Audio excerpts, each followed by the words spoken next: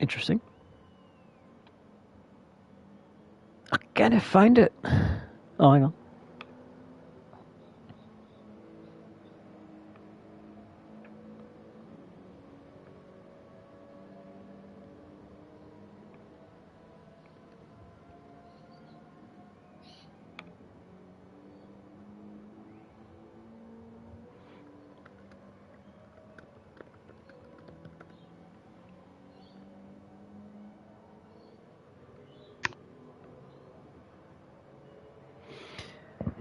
Hello, everyone, and welcome to Stint 2 of the first round of the third season of AequepaX Racing's GT World Endurance Championship. Whoops, and I've got the stream on in the background, making a double audio. Good job, me. Professionalism at its highest. We are here, of course, at Laguna Seca from Monterey, California in the United States. We have already seen race one of this first round with the SBM team taking victory. With SBM Caliber doing SBM Caliber things. The man is unstoppable, or is he? We'll find out in the rest of this season, and we'll see if his teammate can keep up that very high standard here in the second stint of this first round.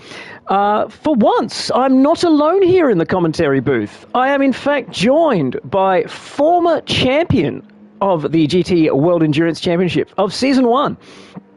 It is the also expert commentator who has all of the information and knowledge from Stint 1. It is Noir Antares. He's back. Hey guys, I'm back. I took a break for a bit, grabbed a bite, and got dragged back to the booth by this guy. Yeah, that sounds about right. That's something I'd do. He's just so excited about this racing series. He's won it. He's done all there is to do, and now he's back in the commentary booth having far too much fun. But apparently we are down to 9 cars. Who are we missing, Noah? I think we are missing Full Throttle Racing's number 963 Mercedes AMG. Unfortunately, I don't know who was supposed to be unscheduled for Stint 2, but they couldn't make it, clearly. And we also lost Racing the Machines number 77 GR Supra Group 3, which unfortunately we actually lost that car midway through Stint 1. Oh. So I don't know what happened. I wonder if the same driver was meant to do both stints, which is technically allowed but not legal. It's a whole thing. But real shame, because Racing the Machine is a great team name, and I was really looking forward to shouting it as it did something spectacular. So, unfortunate. Yeah, it was a really cool name, but I think they were pretty much alone at the back, but they kept out of trouble pretty much. Like they didn't have a lot of pace, but they kept themselves clean, which I think is a more important thing to do in this series. I think we're starting. Yeah, we are, especially at Laguna Seca. It is very tough to stay clean around here. So it's one way to keep out of trouble is just to stay out of the curbs, stay off those sausages, and do good lap times. And of course, speed you can find later in the season. We're only at round 1. There is absolutely no rush, but there's time. And there's definitely time to find more pace. Like, I think a lot of the teams right now are still getting used to the cars that they're in. They had a lot of time for testing, obviously, because the entries opened up far earlier before this. But being in an actual race, finding out what the others are capable of, it gives you an idea on what to work on for the rest of the season. I think a lot of people will have a good idea of that after Stint 1. Yeah, it's one of those things where you do all this testing, you think your car's great, and then you show up to a race weekend and find out you're actually half a second off and you've got terrible front tyre wear, and you didn't think it was bad until you watch someone else not have those issues. But we'll deal with those issues later on, as we are definitely underway, as we see the SBM car taking a nice little lead, but running wide. Dangerous around here, dropping 2 wheels in the dirt. You could be backwards in the fence before you know it. Let's try and find some more action here in the middle, as Jaylee from the Racing Team Finlanders is fighting Speedy Man Charles. Both of these are returning drivers. Both have been very successful in the past. Scooter HR once again driving, and once again, it's no longer the still Racing Team, but it's Racing Team Finlanders. So I'm not sure if it's a rebrand or a new team, but returning drivers with a long-standing history and high success. Well, actually, Racing Team Finlanders definitely replaced Tosila Racing as our resident team from Finland, but one half of our champion team from Tosila Racing is actually returning in this field under the number 533 Mercedes AMG, the Scuderia Stosio Mili, which was driven by THG Scuderia 51, the first stint.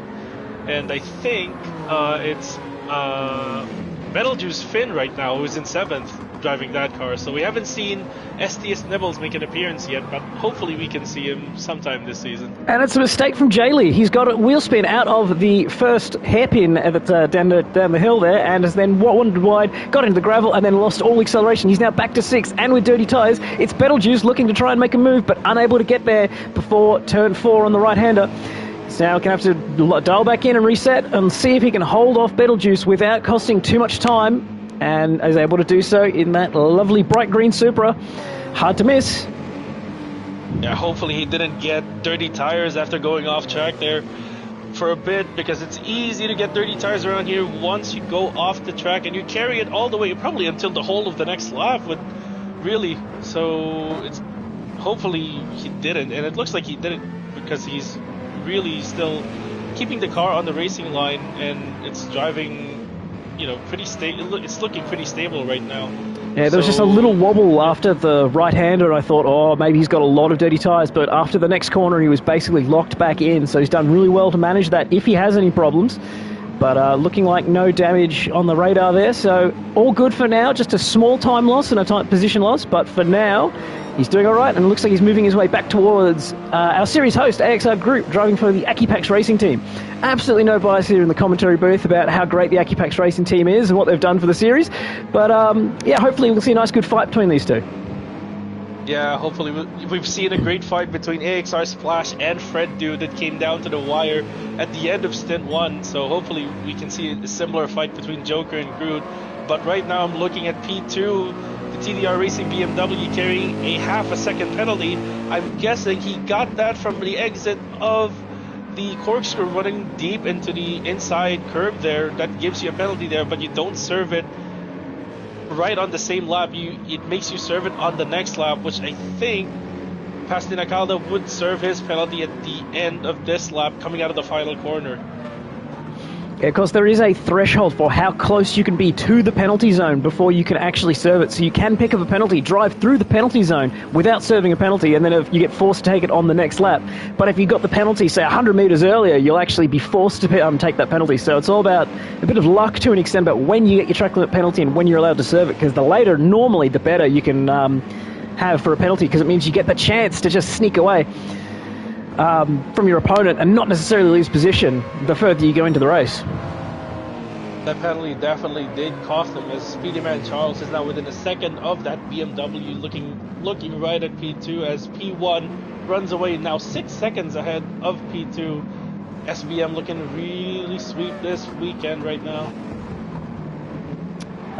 The fight here for 5th behind Groot with Jaylee and Betelgeuse not quite heating up. With Jaylee's right there and it keeps getting close, and then just as I think he's about to start making an attack, falls away. But this time he's in the slipstream, pulls out to the inside, and he's up the inside, clean the under brakes, no dramas there. Groot tucks back in behind him, almost looking for a switchback, but not doing so now as we go up into, I've forgotten the name of the corner that always kills you, because there's a big dip in the road, there's a bit of compression, there's a hump curb on the inside, the exit has 3 millimeters of extra runoff, and otherwise it's just death if you get the line slightly wrong. Turn in a little bit early, brake a little bit early, get on the throttle a little bit too hard. All of these things lead to death. Not a mistake, it's you're going to the wall no matter what. I don't think that corner even has a name. I just called it the bridge corner because it comes right after you pass under the bridge. And it's one of the traps here in Laguna Seca, one of the raised sausage curbs on track that can catch people off guard. Thankfully, we didn't see anyone getting caught by it during Stint 1, but it's a whole new set of drivers, and anything can happen here in Stint 2. Yeah, one of the least liked corners on the track. It should be a really fun corner to really throw the car through and feel the aerodynamic grip and actually have a really good time. But it's so precise, you can't ever really attack it full out without running the risk of sending the car straight to the fence. And that's a big drama here, because with heavy damage, that'll be an additional... Heavy damage? I've forgotten. Yeah, it is. It is on heavy damage. Because it's always been heavy damage. Anyway, so yeah, that's an extra trip to the pit stop, to the pit lane, and that'll cost you around here a long time. The pit delta is enormous here at Laguna Seca.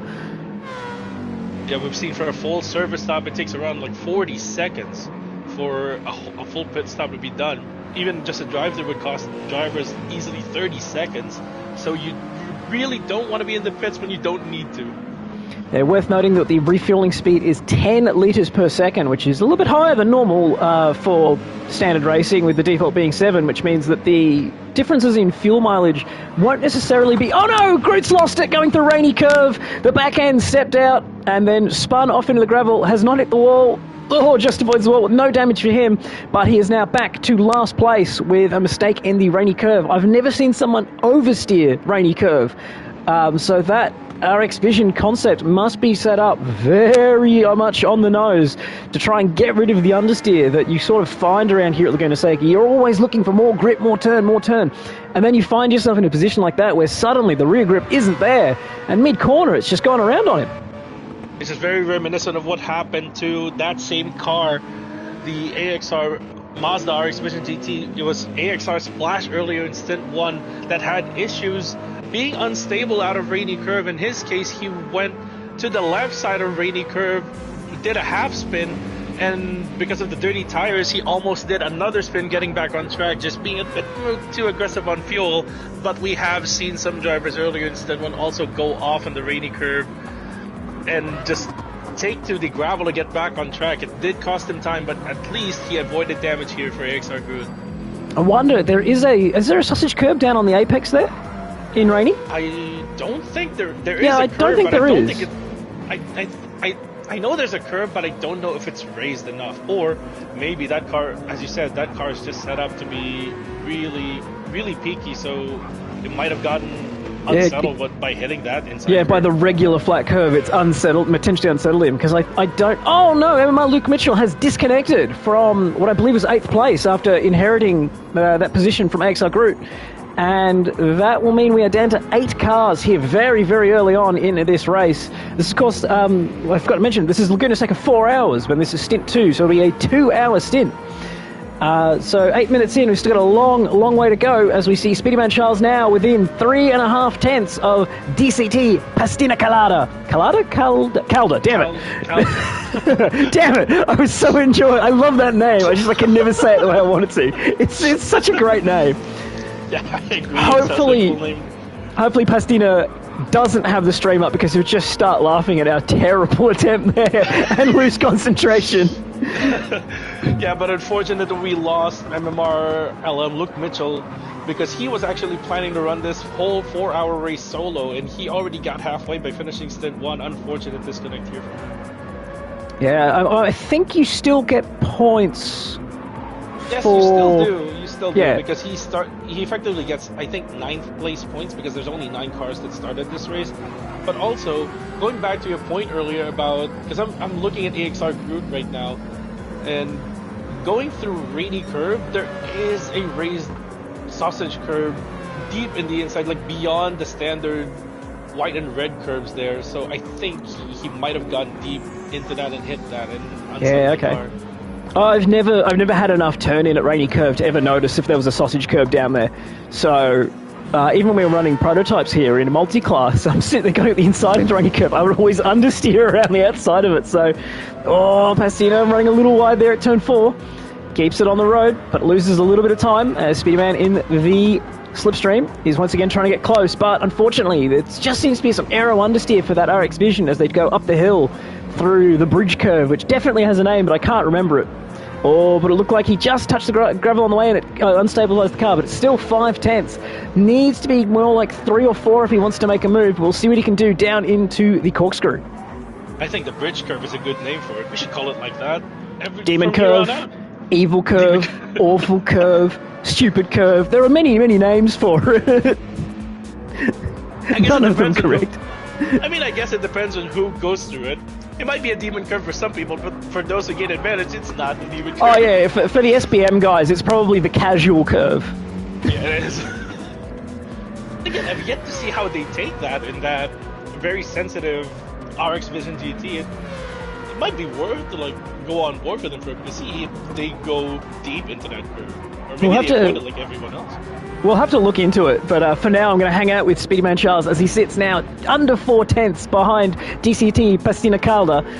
And it looks like the dirty air is just enough to keep Speedyman Charles behind.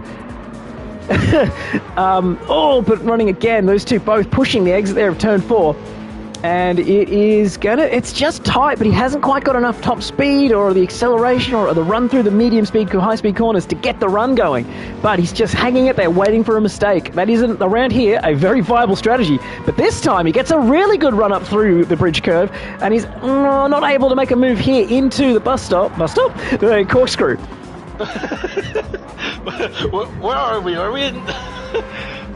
Well, Watkins Glen, apparently. But yeah, it was a good run there from Speedyman Charles, but Pastina Calda probably got told by his teammate Speed Hunter earlier in Stint 1 when SBM Caliber made a move down the inside of him on the corkscrew, so he really took the defensive line there and took the inside line for himself. But he is really closer here with the slipstream. I reckon there's an attack here into turn 1. Surely. Maybe there is. How Maybe is there that BMW so quick? If it's a dive at the inside, but Pastina Calda does the great job braking as late as possible on the racing line, able to keep position. Taking advantage of the good brakes on the BMW M6 there, Pastina Calda, really holding the outside line there. But it was so risky as well because the car just understeers on the outside line. And the earlier you want to get on the throttle earlier, but you just can't because it just spins the wheels on the exit. But Now, just having a quick look. They're holding out there. Oh, yeah. I mean, you are, of course, the expert on the M6, having run it about 11 million times in various competitions. Can't remember which car you won that championship at, by the way, just as an aside. It wasn't the M6. I remember it wasn't. It was TSG Racing Team Holland's Toyota Supra Group 3 in Season 1 of GTWEC. And you were sitting there the entire time going, oh, we should have been in the M6, we should have been in the M6, then you won the championship anyway. But I was going to look at the lap times there where they've been in the 21s basically the entire stint, but Speedyman Charles got one lap of clean air to do a 1 minute 20.5 and then a 1 minute 20.7 and back into the dirty air. They're now out to 121.5, but that's a mistake from Pastina Calda on the exit of the last corner. Speedyman Charles in the slipstream, touching the bumper as they cross the line. Side by side, he's on the outside though, but it looks like they're going to have a braking duel into turn 1. Oh, Pastina again, beautifully on the brakes. Again, that BMW able to go deeper. And Charles there exhibiting your description there, where if you're on the outside line, there's just no grip, unable to get it turned, and was just left for dead on the outside there. Now a bit of dirty tyres by the look of it. Yeah, Pastina Calda had a perfect line to take the defensive line there on the inside, and with the great brakes on the BMW M6, he was easily able to hold that line and force Speedyman Charles on the disadvantageous outside line there. Like, yeah, you pointed out, he was just not able to get the power down. It wasn't the power, it was the rotation. He just about fell off the road there while giving away a lot of time. Joker 3 seconds back, not really gaining on this fight. Jaylee making his way back in. As Carl Smith points out, it's allowing Joker to catch up, but he's still 3 seconds back. Jaylee a second behind him. Beetlejuice 6 seconds behind him. Tyre starting to play in for a lot of drivers, and I haven't really looked at any of that yet because I've got no idea what the strategy plays are. But for now, we're just, Groot has right rear and right rear wing damage, so it looks like he's managed to find the wall somewhere on the lap 8 by look of things. I'm going to guess that's going to be in the exit of turn 5. We've had several incidents in Stint 1 where people will just go deep on the exit of turn 5 and catch gravel the wrong way and end up hitting the wall, hitting the rear of their cars on the wall as well. We've seen that with, I think it was Luke Mitchell's Aston Martin in Stint 1 that had that kind of incident where he backed himself into the wall and got the exact same kind of damage as Groot has right now.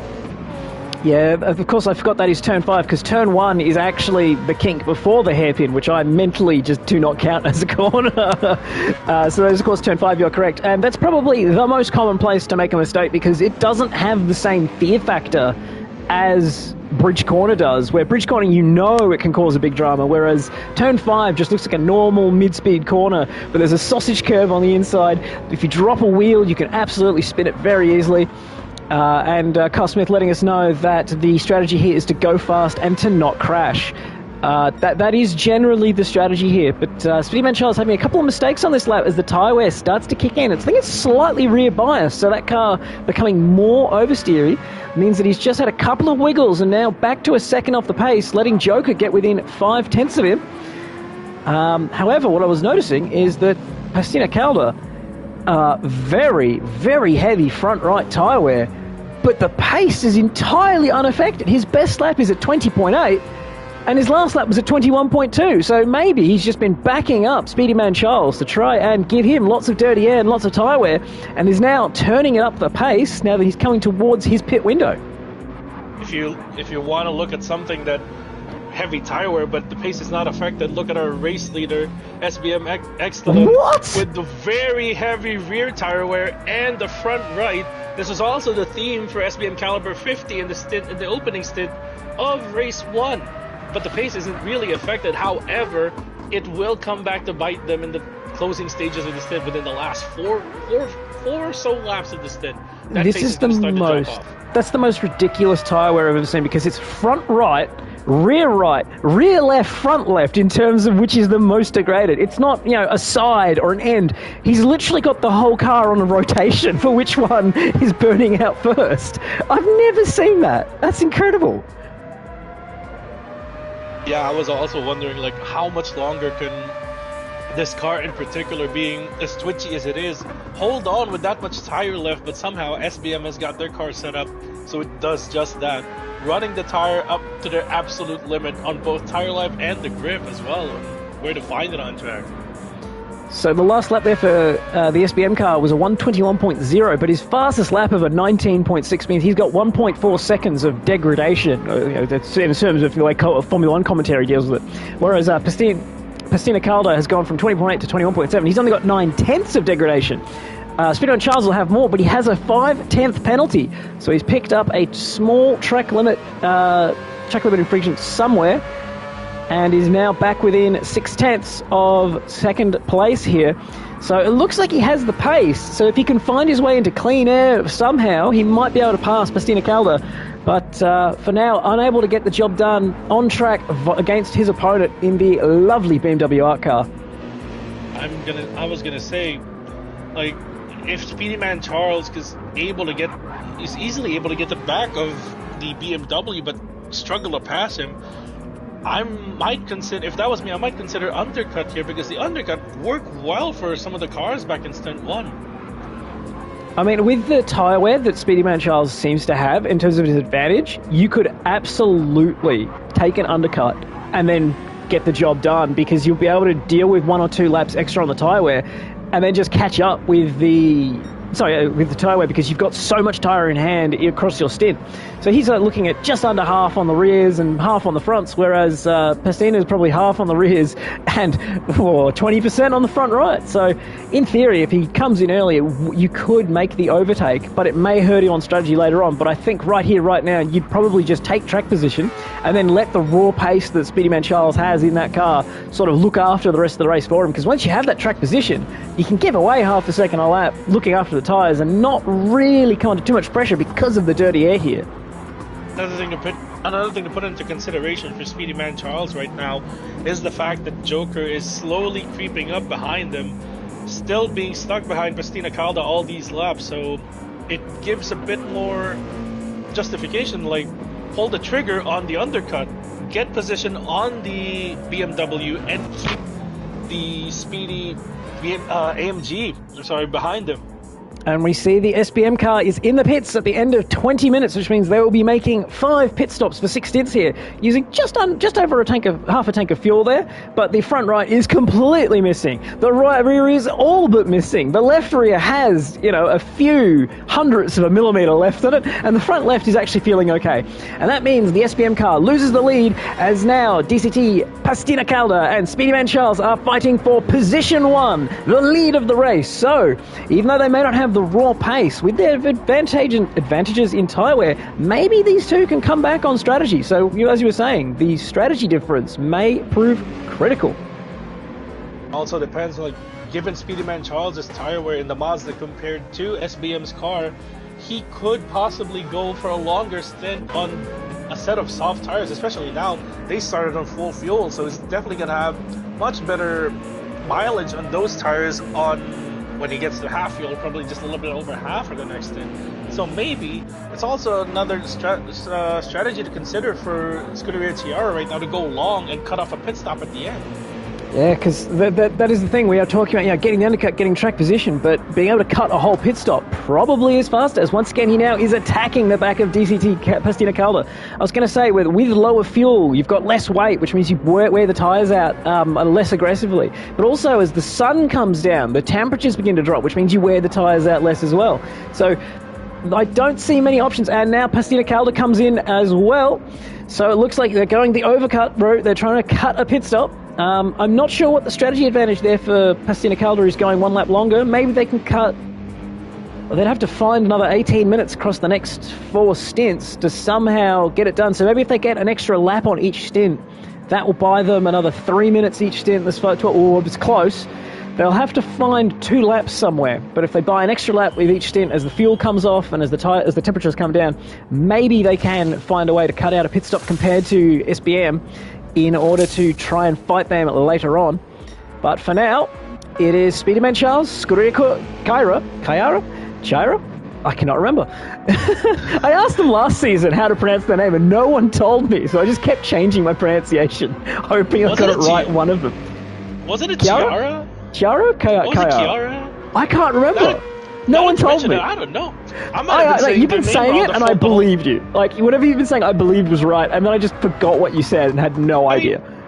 I might have been saying their name wrong the whole time in Stint 1. If I was, I apologize. The confidence of the delivery was perfect. But we just watched Speederman Charles there missed the braking point into the corkscrew, wide at the left-hander, off the track in the right-hander, and going so slowly that he avoided a penalty, and then into the pit lane. So he's definitely coming out behind Pastina Calda with a really bad in-lap there for him.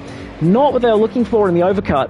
But we see Joker continuing. So Joker obviously working a different strategy. But I think 24 minutes might give him the opportunity to find a one less pit stop. I'd have to quickly do the maths in the back of my head, but I think that is one way to cut a pit stop out. So Joker going long on very worn tyres to cut a pit stop. Jaylee going with him in the Racing Finlanders? Racing Finlands? Racing Team Finlanders. I second guess myself again. Anyway, new season, new team names. We'll get it right eventually. We got a long season ahead of us. Got a few months of this. But yeah, AXR, Joker, and JLE staying out, going long on their stints because the AMG and the Supra are actually pretty gentle on their tires compared to cars like the BMW and especially a car like the Mazda RX Vision.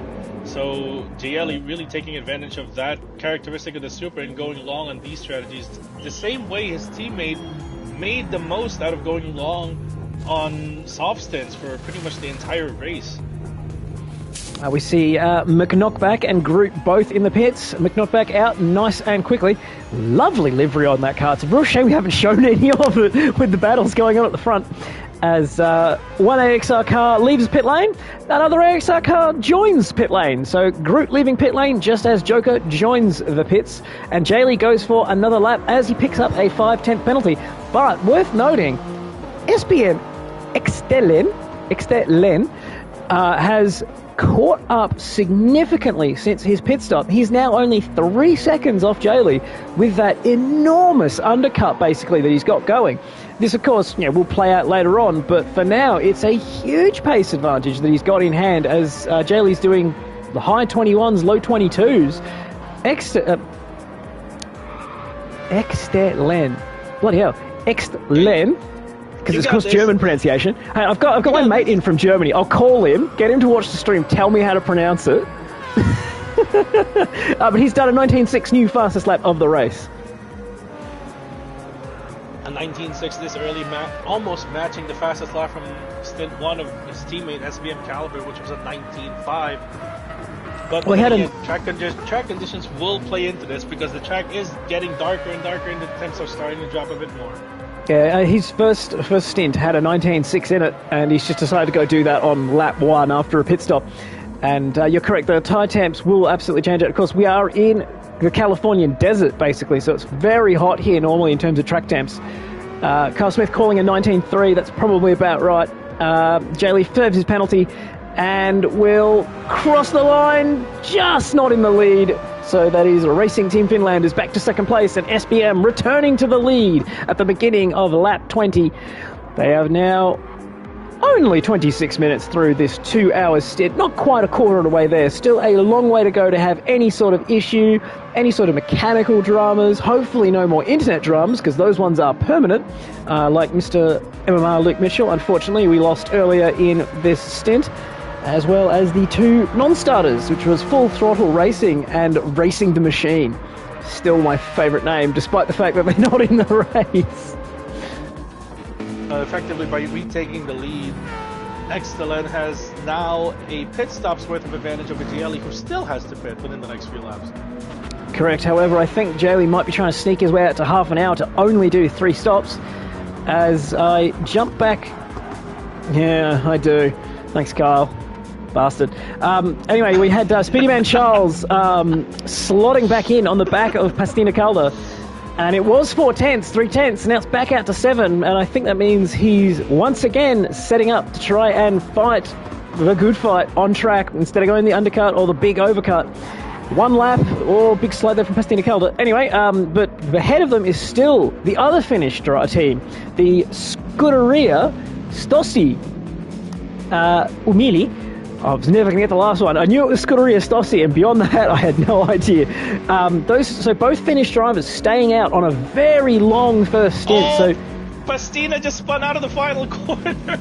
Oh, and he's got front aero damage too. Oh, he didn't.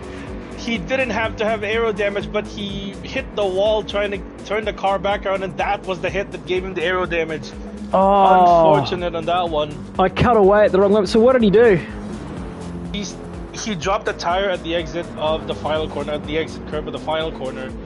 Only, I think he stopped like inches from the wall, but he was trying to get his car back, turn the right way so quickly. Like, I think he was trying to spin the tires, but it just didn't. It just gripped and it just sent him into the wall, and that was the hit that gave him the front aero damage, not the spin itself.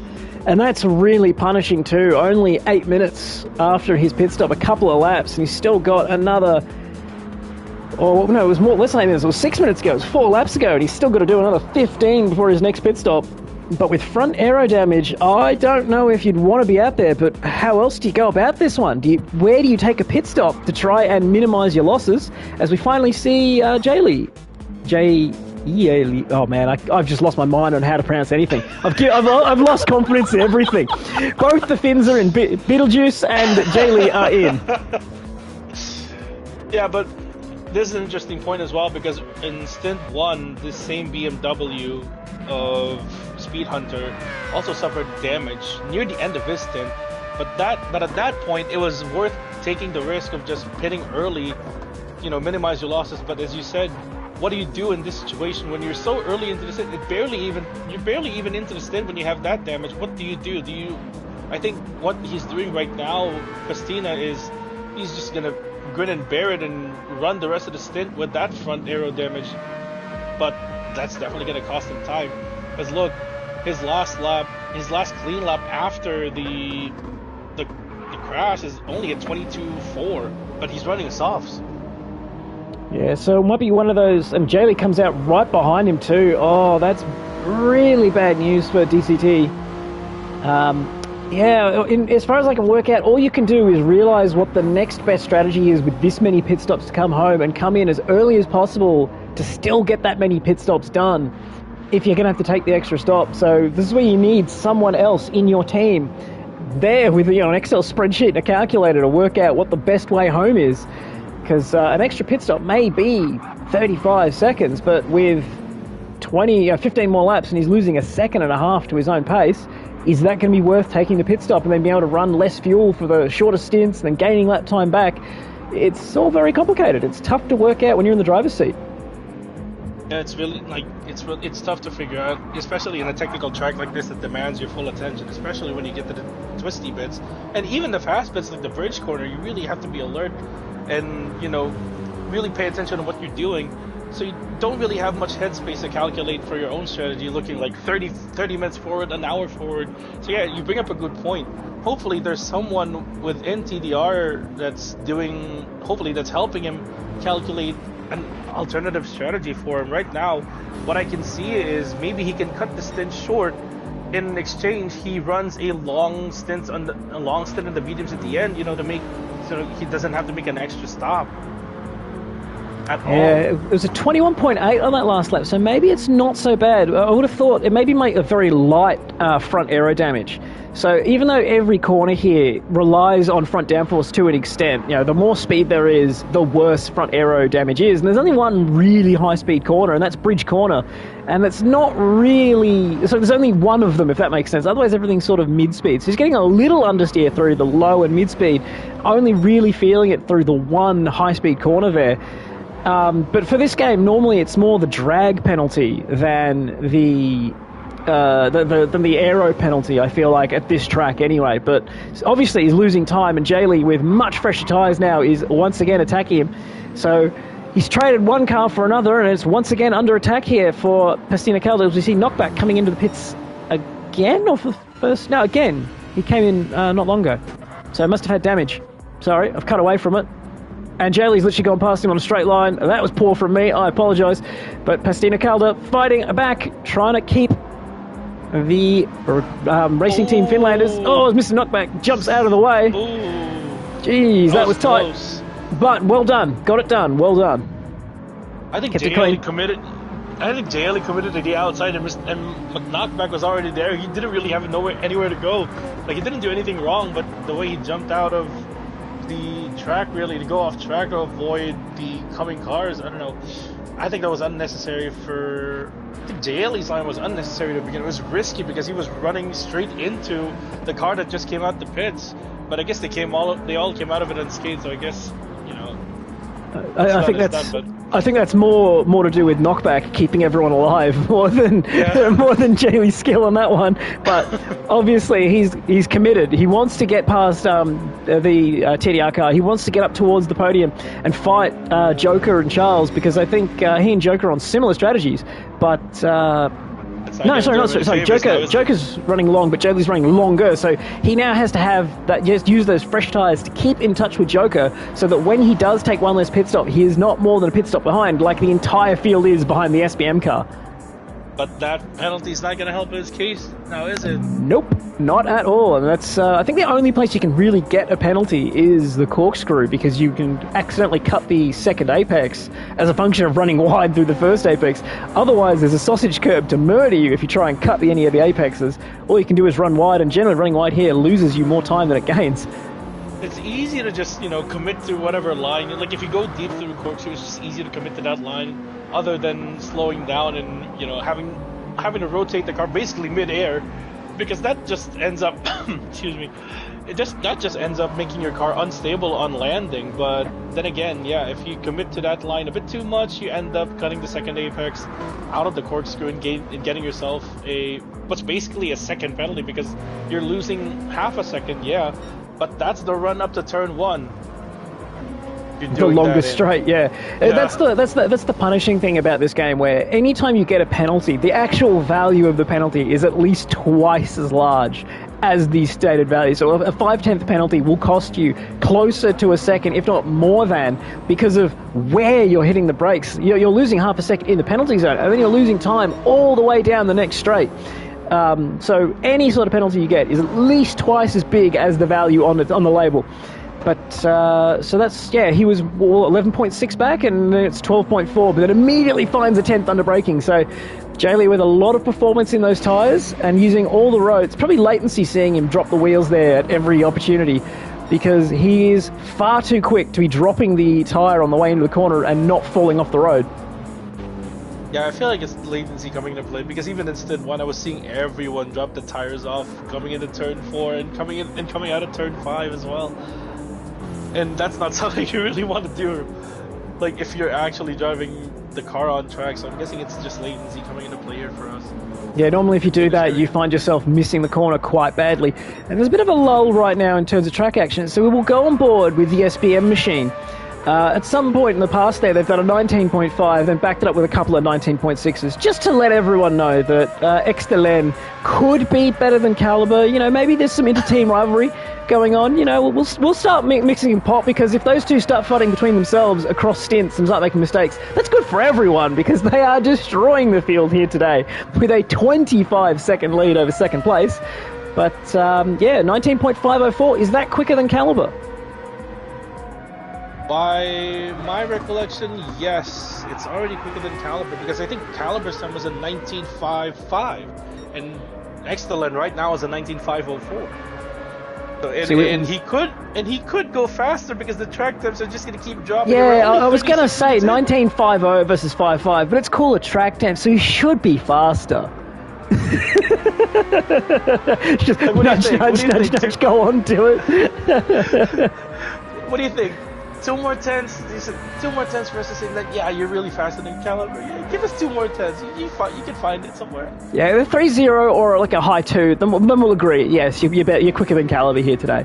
But until then, not fast enough. 18.9 maybe, you know, 18.9. I mean, if he does that, there's no question anymore. But, you know, once he's in the 19.2s, then we'll start to agree. Well, jump on board here, and even though it's not too bad on latency, but I want to have a look at his line through bridge curve. We were talking about that earlier, and trying to work out how they're so stable in this car, despite the crazy tire wear. It's good now, because now he has crazy tire wear. It's much more objective to see what line he takes. Wow. The answer is right down on the curb and looking at the sausage and just waving at it as it goes past. It's inches away from the sausage. He's basically fist bumping the damn thing on the way through, whereas most of us look at it and go, I wish I was over there.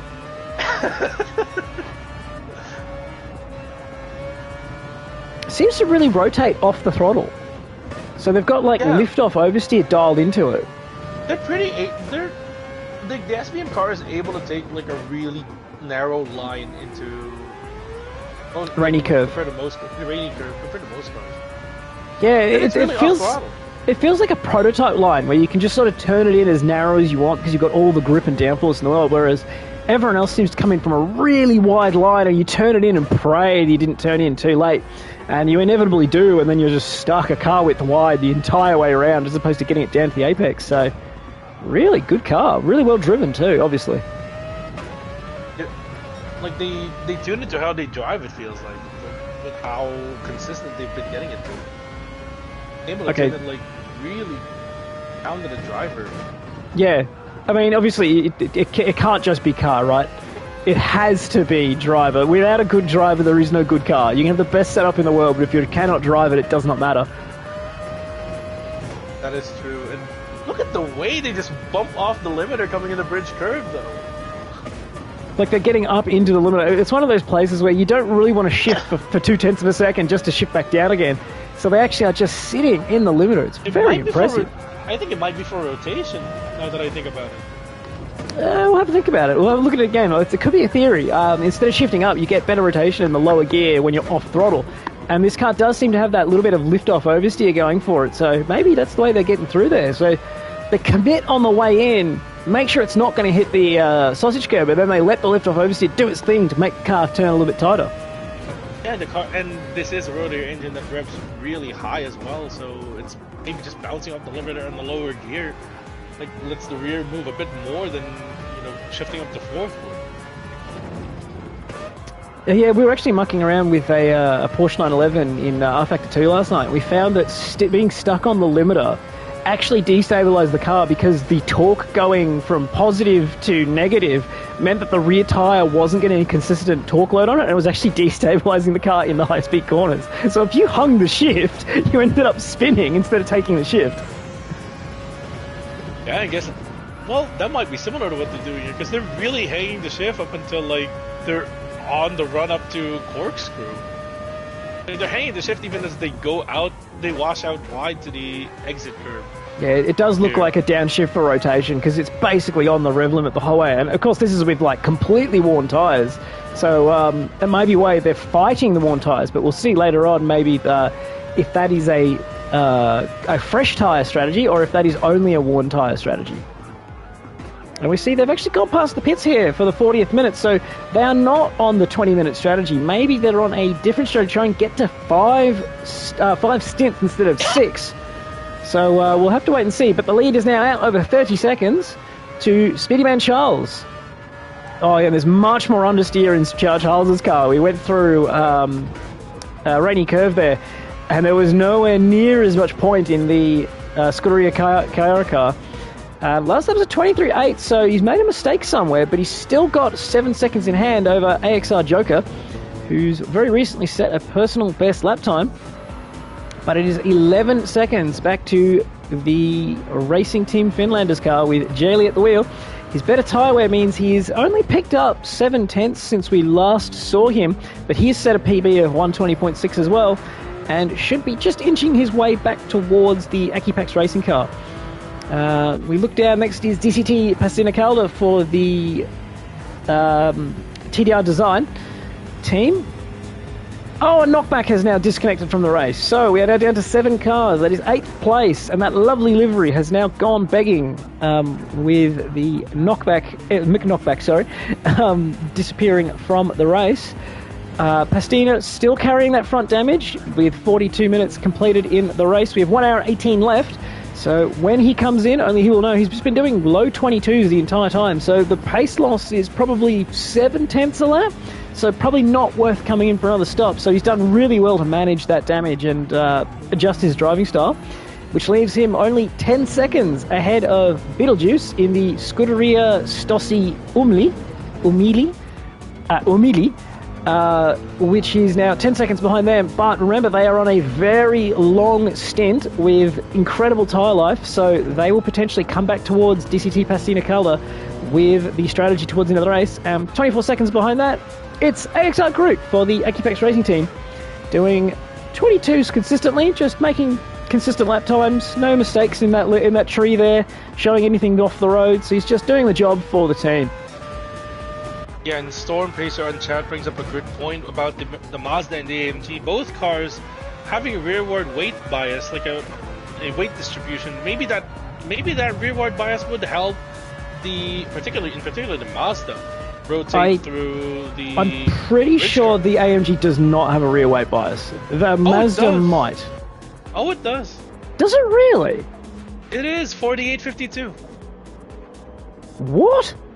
It is 4852. Oh, whoa, not the one I was playing with anyway. Maybe my drivers are a bit fat, but definitely not the one we had. Anyway. I mean, it doesn't look like it. Well, you'd think a front-engine car would have a front weight distribution, but it's allowed, so there's no regulation saying you can't have a rear weight distribution, then. Yeah, especially with a car with such a short rear as the AMG and the SLS. Yeah, it was always a very long front and very short rear, so they've done wizardry there at Mercedes. That's what happens when you've got Formula 1 engineers. I'm going to guess the midpoint of the car is like somewhere still in the hood and not the cabin. Yeah, it's a rear weight bias, but the center of gravity is still in under the bonnet. Because of you see how long that front end is on the AMG. Yeah. And the engine is a long way back in it though. Like where you would think the engine is starting. Sorry, where you think the middle of the engine is, the engine hasn't quite started yet in that car. Really interesting the way it's put together. Sorry, the context that I got to muck around with one at Bathurst for the 12-hour. Really interesting car, but unfortunately that hasn't helped everyone else running them, because it's currently 1-2 for the Mazda RX Visions, and I'm on bumper cam for some reason, and I haven't been paying attention to that. As SBM now come in with fresh tyres. They're only 2.5 seconds behind Speedyman Charles in the other RX Vision. Oh, but a big slide through the corkscrew. Jeez. That's a huge moment. Scary moment there for Excellent.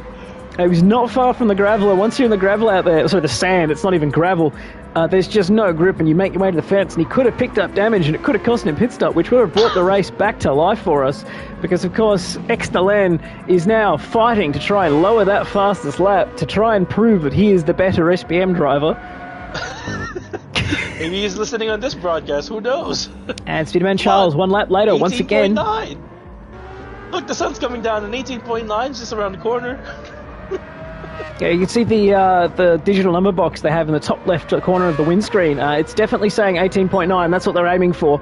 And he's 1/10 up in the first sector. He's 1/10 up. Oh, but he's gone wide. He's gone wide. His stick comes out of the throttle. No, stays in the throttle. Wow, got lucky there. 30 tires, though. That's going to compromise the rest of the lap. He'll be right. He's just got to reset, get himself sorted back up for the next attempt at fastest lap. Probably get 2 laps, probably as much as you get fresh out of the pits, where the first one you've got more grip, the second one you can just sort of still get it done, and then we'll have to wait for the next lap. But good to see he was pushing. So SBM not cruising at all. They're actually out here to prove a point. They're not here to win by the smallest margin. They're here trying to win by as much as possible. And hopefully this inter-team battle of the SBM cars, we'll see a little bit of fun throughout the season as the two compete to show off who's quick. And Pastina Calder comes in for his pit stop, finally getting rid of that damage after 46 minutes. He's had to sit on that for about 18. Comes out last behind group, but that car will be quick now that he's got the damage cleared up. And even with that mistake, it's a 21.4. What on earth is going on? How quick are these guys? Barely lost like 2 seconds going wide out of T5. But that's still quicker than the guys who are not pitting right now, which is insane. You'd think he'd slow down a bit more because of the dirty tires he got, but apparently it doesn't really matter much right now. And this time he's 200ths behind instead of 1/10 up, so we know there's at least 1.5 tenths left in it when he finishes this lap. Bit of a wobble. Looks okay for on board. Right, let's see. Does he use the downshift in the bridge curve? No, so it is an so it is actually to compensate for tyre wear. Yeah, it looks like it. It really is a rotation downshift.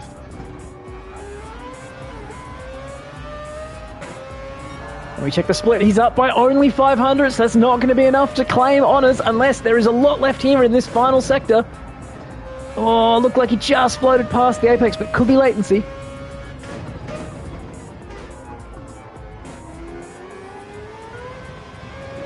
It's a clean run. We'll have to see. Yep. What's the lap time at the line? It's a 1:19.282. And he was down in sector 1 and he could have gotten a 10th more. Like he's on for a 19 dead. Oh, he's trying out of there turn 1. Yeah, he's trying. He definitely tried it. So if he gets his good sector 1 back, it would be a 1:19.15. So he's still got a little bit. He's only 400ths down with that. Oh wow, there is so much left in this SBM car. Oh, it's up to Exterland to try and unlock all of it. And well, he's doing that. He's giving it all he's got. I don't know if he'll get it done on this 3rd lap. Maybe, maybe not. But we'll have to wait till the next pit stop probably. We'll just keep an eye on it. I might be latency. He caught gravel before turning into a bridge corner. I guess that's latency because normally you wouldn't really want to do that.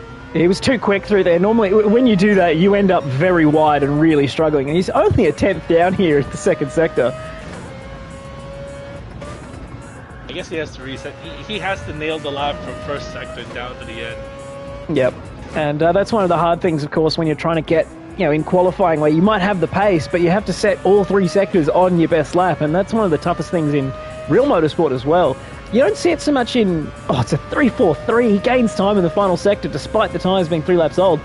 But Formula 1, you don't really notice it as much where, drivers normally do a second run and it's always better in every sector. But you'll see in things like Fit Supercars or GT racing where you can do multiple laps on the tyre that you'll not necessarily get sector 1 right because the tyres aren't right up to temperature, and then they'll get sector 2, sector 3. He's 2 tenths up through sector 1 though, but there's less tyre available to him. Let's see, can he pull out a 1 or a 0? That window is getting closer and closer by the minute. And this may be his best chance if he nails sector 2 as well. Let's have a look through bridge curve. Oh, it didn't look like it turned in, and it's wide. Yep, it's wide. It's wide. Oh, he grabs the wall, but no damage. Luckily, there's tarmac out there these days. So he's given it a good red hot go there, but we'll have to wait for the next stint, I think. He definitely missed the apex at bridge corner. You can see it the moment he turned in. Just quick look through the field, make sure we're not missing anything, but Good effort there from Exterland. Well, I wonder if he'll have another crack at it. But anyway, what I was saying was the first sector, you might not have the tyres up to temperature, but then you'll get sectors 2 and 3, and then sector 1 on the next lap. Sector 2 on the lap after that, it's just about the same. And then on the third sector of the second lap, the tyres are overheated and they haven't got as much grip. And you end up with 3 sectors that look great, but 2 lap times that aren't. So it's really tough to try and hook up a perfect lap. But luckily for the SBM boys, they've got a lot of race left to try and have a really good lap, as opposed to you've only got 10 minutes and 2 sets of tyres. And we're seeing the strategy play out for what's essentially P2 right now. GLE on the longer stint, getting position over AXR Joker, who's in the pits right now. I wonder though, once the next round of pit stops comes in for JLE, how much gap will he have behind or ahead of AXR Joker? Well, considering Joker's gone all the way to 50 minutes, I wonder if he's trying to stay out very long in order to remove a pit stop till he's got the same number of pit stops as Jaylee. Because even though Jaylee is still going, I'm not sure if their strategy gets them one less stop or if they made it to half an hour. Like if they go all the way to half an hour, they will cut a pit stop compared to Joker, and Joker will cut a pit stop relative to, I believe, Speedy Man Charles. So it could be a 2 pit stop difference between the competitors of this race. As Speederman Charles obviously recently pitted, he's got lovely fresh tyres and a lot of fuel on board, and he's only 13 seconds behind the Racing Team Finlanders, as Groot also comes in. Oh no, he went wide out of bridge corner, and he's about to lose a lot more time. He barely missed the wall there, Speedy Man Charles. He almost came to a full stop, and Betelgeuse is already right behind him. He might lose the position of Betelgeuse here in the corkscrew, and he does. And he got reset! Oh, he stayed off track for too long! Oh, what a stupid feature in this bloody game, and you can't turn it off, and it's bloody annoying, and it's completely pointless. Like, that is ridiculous. There was nothing wrong with what Charles was doing. There was absolutely nothing wrong with it, and he's been punished for no reason. Stayed off the track as he should. He stayed off the racing line as well, but once he got back to the track surface, the game just reset him back to where he went wide. That's cost him another 10 seconds at least. And I think I just saw Groot jumping onto the medium tyres there. 15 seconds? I would say 15, maybe 20 seconds. No, he lost 24 on the lap, but I reckon the being off-road reset cost him 10, 15 seconds. Because he's had to go back down the hill and jump back on the throttle instead of just continuing. And that's one of the features that I do not understand there being no switch for. So you're sitting there at Daytona, for example, and you're trying to do the right thing, staying out of the way, coming off pit lane, and you get reset, even though you're 3 inches away from the racing surface. And you can't turn these things off, and it's just ridiculous, where back in the past, you could do whatever you want. You could have fun. You could do silly things like that and not get reset. Anyway, I'm annoyed.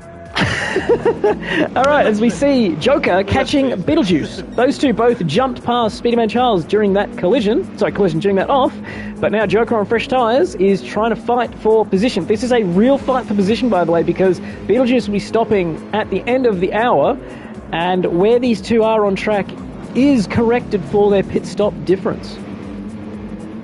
That is true, and you know, Joker is basically chasing JLE down. Want to get out of the, you want to get Beetlejuice out of the way as soon as he can, because getting stuck behind him means he's losing time that he could use catching up to JLE.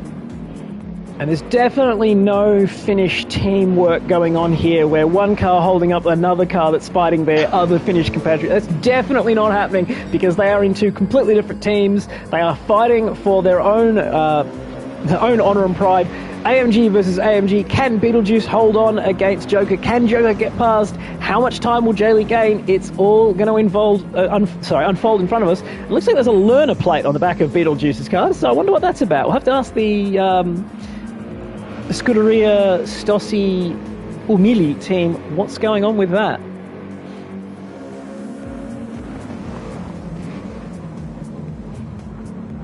And Joker unable to get through just yet. Down through the corkscrew, but he's very, very close. That's obviously a huge tyre advantage he's got, having just come out of the pits, whereas Beetlejuice has been out there for, I think, 25 odd minutes. So he's got way more grip, just no straight line speed to do anything with it just yet, and he's going to wait very patiently for that. For a good exit here at the final corner. Get a run down to turn 1. I don't know if he got it this time around, though.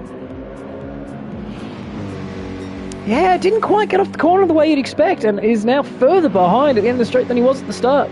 He's gonna have to make. He's gonna have to make a move somewhere unexpected. I feel like you don't want to, if you want to make the move down to the third one, you don't want to be too close to the guy in front of you out of the final. Yeah, you've got to almost like sit back to make sure you get your run, because normally you get close, you just don't get your run because you're sort of blind on the apex a little bit. And you can't get fully on throttle because you're going to end up hitting the rear of the guy in front of you as well. Might as well just end up giving him a push. Which is what he's doing now on the way up into Bridge Curve. He's had to lift there. You can see the throttle trace dip out. Oh, I think this is a good. I think it's a good run here. I don't think Beetlejuice made a good apex out there, but still manages to stay ahead somehow. I was going to say, it's worth noting that Beetlejuice isn't really defending. He's just taking the racing line, and Joker's not really able to make it through. Because, of course, the line up at the corkscrew sort of makes it look like a defense, but it's not. There's practically only one line through there. Yeah, you have to make a late dive to the inside, more so than you're actually covering. But, Joker runs wide, big slide, big tank slapper, and he started to flash the headlights. Joker getting a little frustrated there up underneath the Finnish driver, thinking about the other Finnish driver that he's actually racing. So and I can understand why he's frustrated, because before he caught up to the back of Beetlejuice, JLE was only 22 seconds ahead of Beetlejuice, and now he's 26. And Joker's still stuck behind the other AMG, so he's really losing time to the car he's actually chasing in front. This is playing into JLE's favor, to be honest. yeah, it's not looking good for Joker here, and he needs to get this done quickly. And as I said, it's going to be somewhere unexpected. He's got to try and make a move where in a corner that he knows he's got more grip through. So he actually just brakes later, runs it a little bit deep, and sneaks up the inside, because it looks like turn 2 isn't working for him, because he hasn't either got the drive traction off the final corner or the straight line speed, even with the slipstream, to make it past Beetlejuice. But he's got so much more grip in the corners. Yeah, but I don't think he just gets any good run out of any corner to get some sort of overrun to disrupt the line that Beetlejuice takes. Yeah, he's just a little too close. But this time, that's more like it. He got the run out of the second last corner, slots it up the inside in the final corner, and he's through. That's what he needed to do, is pick up a run as opposed to being stuck on the bumper where you can't get a run. As you were saying, it would be too close. You can't get yourself a run, and it actually hurts you down the next straight. This game, it's easy for latency to kick in, and you're just closing up on the guy, and suddenly you're giving him a push, and that's not what you want if you're going to try to overtake a guy. Oh, that happens so much, where you think, I've timed this perfectly, I'll pull out, there's a nice little gap, and then suddenly they boost forward, and you go, no, come back. But what this also has done is bring Speedy Man Charles back into play. He's only 4.2 seconds behind this, and is catching rapidly on the group of AMGs in front of him. So Joker cleared Beetlejuice, and it was 27.0. We are half a lap later, and it's down to 26.7. So Joker is now straight back on it for going fast, trying to run down Jaylee, who has got a lot of tyre wear, but is only one lap away from pitting. And those two will be on track near each other again, and we'll have to wait and see how that plays out. But right now, it's Speedy Man Charles gaining on Beetlejuice massively. He's gained a second since you said that he was 4 seconds down. It's now under 3. Yeah, it's really quick the way Speedy Man Charles is being rapid right now, really hunting down Beetlejuice. And obviously Beetlejuice's tires aren't the best right now, but still. Charles is on a mission to get back up there. Beetlejuice, worth noting, those tyres are half an hour old, and they look fantastic. Like, for half an hour old tyres, he could go further. Yeah, definitely. Like, problem is, you wouldn't gain anything. Of course, this is Stint too. Yeah. Problem is, you'd have to go all the way out to 40 minutes to cut a pit stop, I believe, instead of half an hour, and that's a lot further. But he's doing well with the tyres that he's got. He'll probably come in this lap in order to make only one more stop after this, so between now and the end of the race, But he's lost 2.7 seconds to Joker, and now Speedman Charles 1.7 down. Speedman Charles will probably knock on the rear bumper before he gets into the pit lane. Might be. Oh, Jaley has damage. He's lost 10 seconds. It's front right and aero damage, and he's in this lap anyway, I believe. But that's terrible news for the Racing Team Finlanders. I'm willing to hazard a guess that he probably got it wrong, either out of corkscrew or reedy curve. Nah, it's gonna be bridge curve. He's run wide there or grabbed the sausage curb, and then he's hit front right, because front right damage is really tough to get around here, because normally those two options send you in backwards.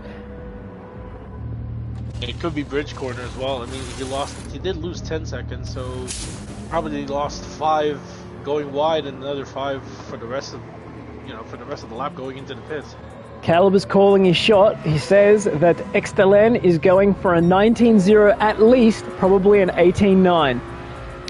Carl Smith suggesting he hit the curb and went wide at bridge. So he's grabbed the sausage on the inside there. And it means he is now a lap behind the SBM car, who will be pitting very soon, I believe. Yep. Give him at least 2 or 3 laps. We'll see Extelen coming in. And then we'll jump back on board for another assault on the fastest lap. Joker with good tyres, Charles less fuel. But yeah, all the strategies are now sort of in motion. We're in one of those little periods where there's no action, quote unquote, on track in terms of a fight for position. But the fights for position are every single lap, every single corner, making sure you've got enough pace on board to try and make your strategy work relative to your opponent come the death of the race. We see here that Pastina Calda, it's been nearly 10 laps since he pitted, according to the timing chart anyway, and he's only a 10th down at the second sector. He's doing a really good job for pace in this stint despite the tyre wear, so great effort from the TDR team. I mean, considering the fact that they had to make, I think, he carried it all the way, didn't he? Yeah, he carried it all the way out to 45 minutes. Caliber suggesting he is not the faster SBM driver and hasn't been for 2 years. I don't believe him. But that's what being humble, the guy's brilliant. He's incredibly talented. He's very humble about it, and he's willing to share how and why he does it. You just don't find guys like that very often, who are that good and that humble about it. Yeah, it's definitely one of the best drivers we've seen in a long while. And quite honestly, one of the few, like you said, that are pretty transparent about how they do things. Normally, people wouldn't say anything. Well, but also, it's like when people ask, "Hey, what's your pace?" He comes out and gives you a number and says, "Yes, this is my pace." And there's no sandbags involved. There's no lying. And then someone goes, "Oh, I feel like I can get close." He goes, "Oh, well, my setup's not great, but it should go quicker." And that was earlier on when they said they're doing 19.5s, and then sure enough, he's done 19.5. There was not a single tenth of a second between the time that he said he was doing and the time that he did. I mean, yeah, he wasn't lying, at least. For him, that never happens. That never happens. Normally someone says, "Oh, I'm doing 19.8s," and they go and sneak out a 19.5. Calder says, "I'm doing 19.5s," he just does a 19.5. Also, Carl Smith saying he's the worst driver at C2M. That's not true. In GT cars, that's probably me. Everything else, no, you're rubbish. Get out of the way.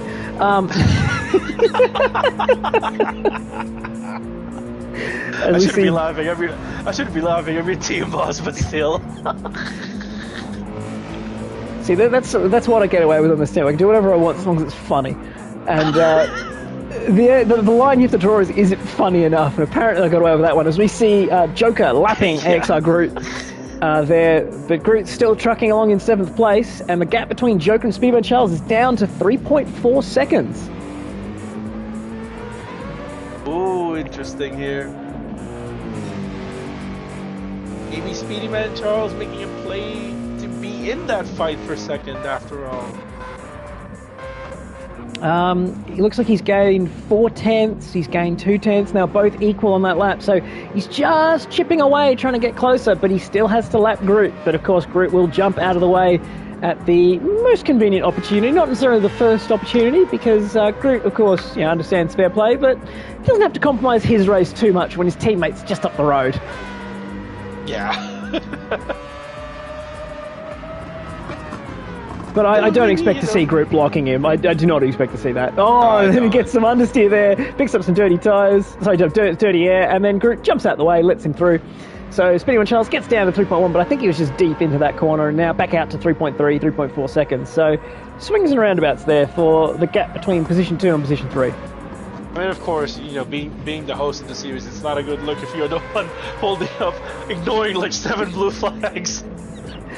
Yeah, and I think Groot's very much aware of that, but Jenny, absolutely a gentleman. Great idea to host a series, and good on him for being one of the few people to actually make endurance racing happen. I know Mr. T's floating around in the chat.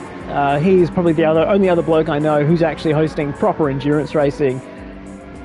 With long races, live driver swaps, all the good things that we love about endurance racing. And here, even though we're in a short format, quote unquote, with these 4 and 3 hour races, they're still very long. And with the tyre multipliers we've got going, it actually makes the endurance aspect feel like it's happening, because those stints, even though they're 20 minutes long, feel very long on those tyres, as SBM comes in for yet another pit stop.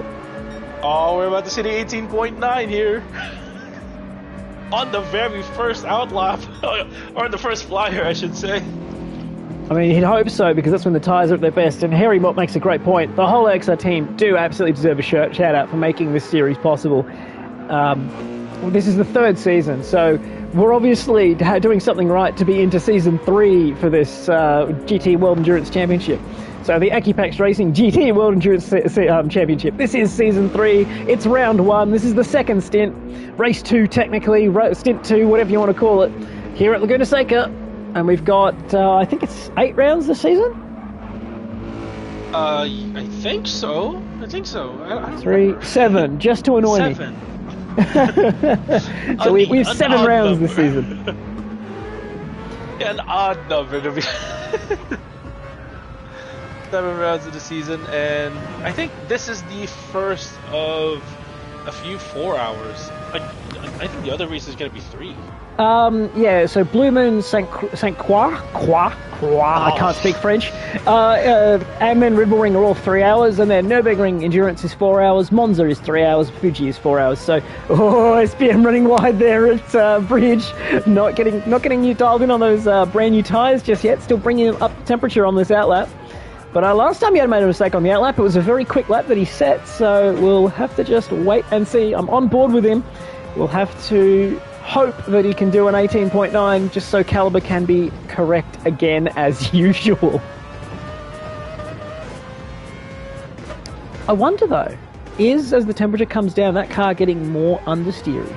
So as the temperature's changing, the balance of the car also changes. Could be. I mean, with the way they wear the rear tires out, in particularly the SBM car, I think not having a lot of tire wear on the rear is causing them. Probably going to cause them understeer. Probably the tire's not getting heated up as much as they wanted to.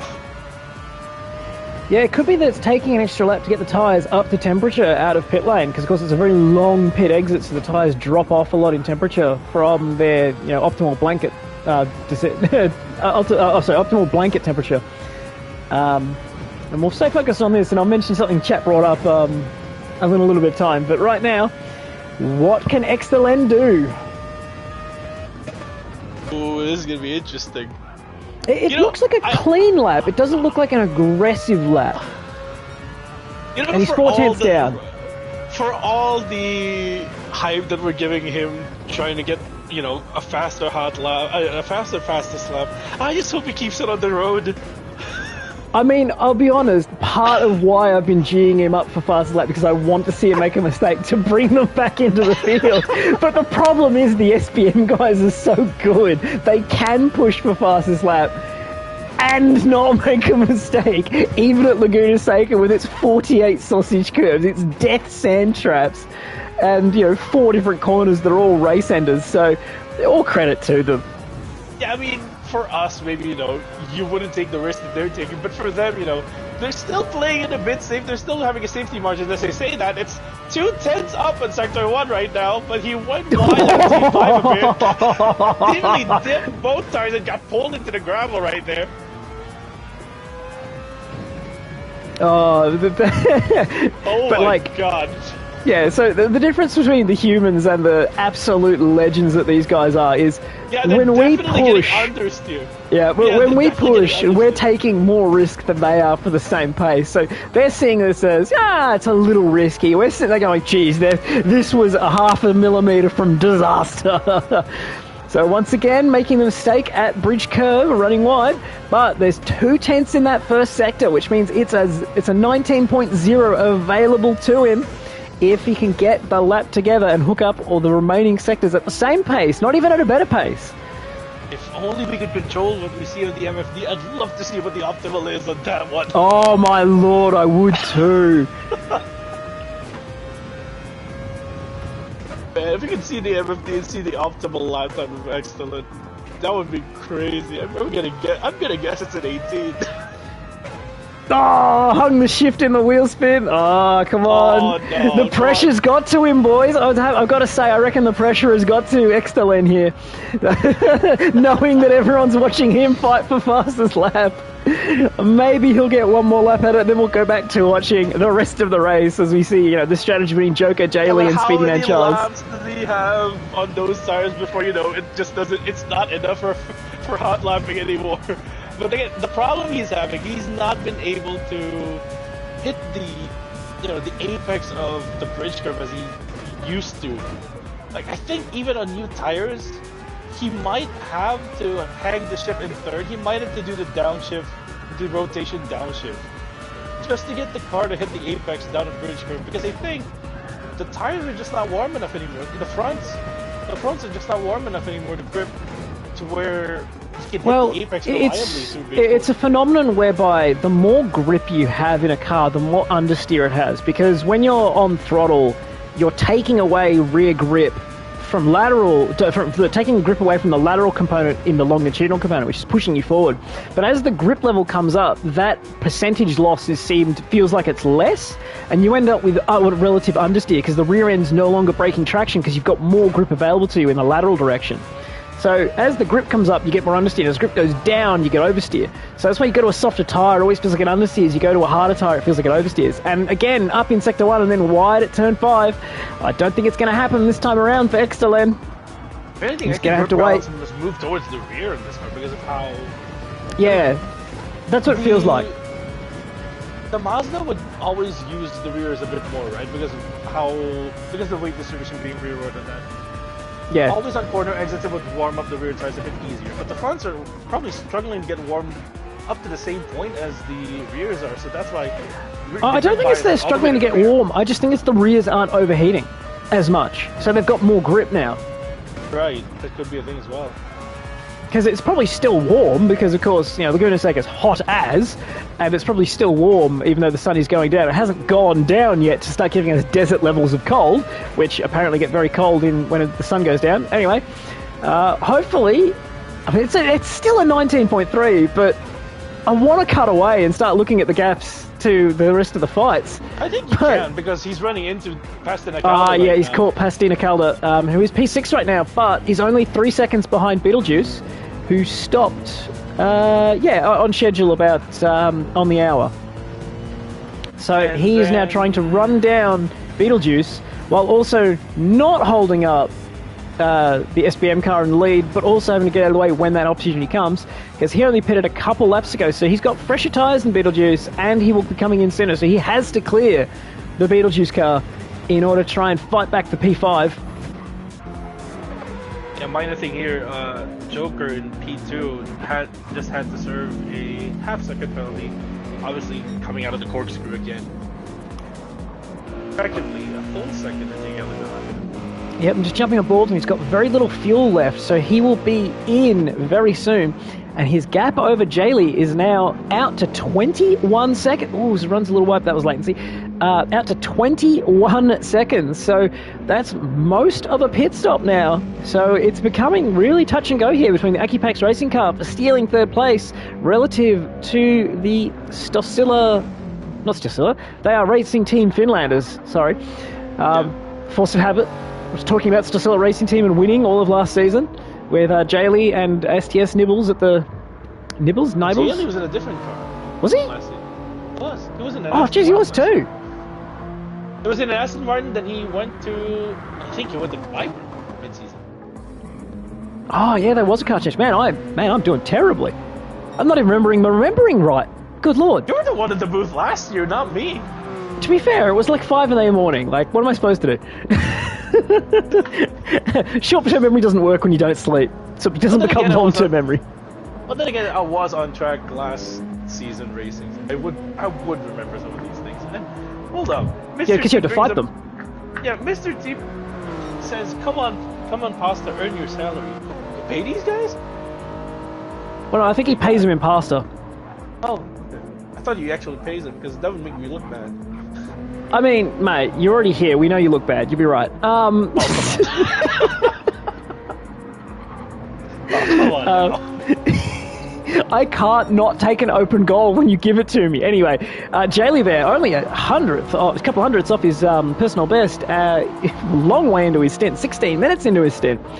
Now holding on to Joker, he's still 21 seconds down, and he's 11 ahead of Speedyman Charles. So again, we're still in the period where the strategies haven't yet started to unfold. They're still starting to unfold, but they haven't quite really revealed themselves as to who is where and what's actually happening in terms of final pit stops and where the final fights will be, as Joker now comes in, loses a second, so he may have made a mistake there.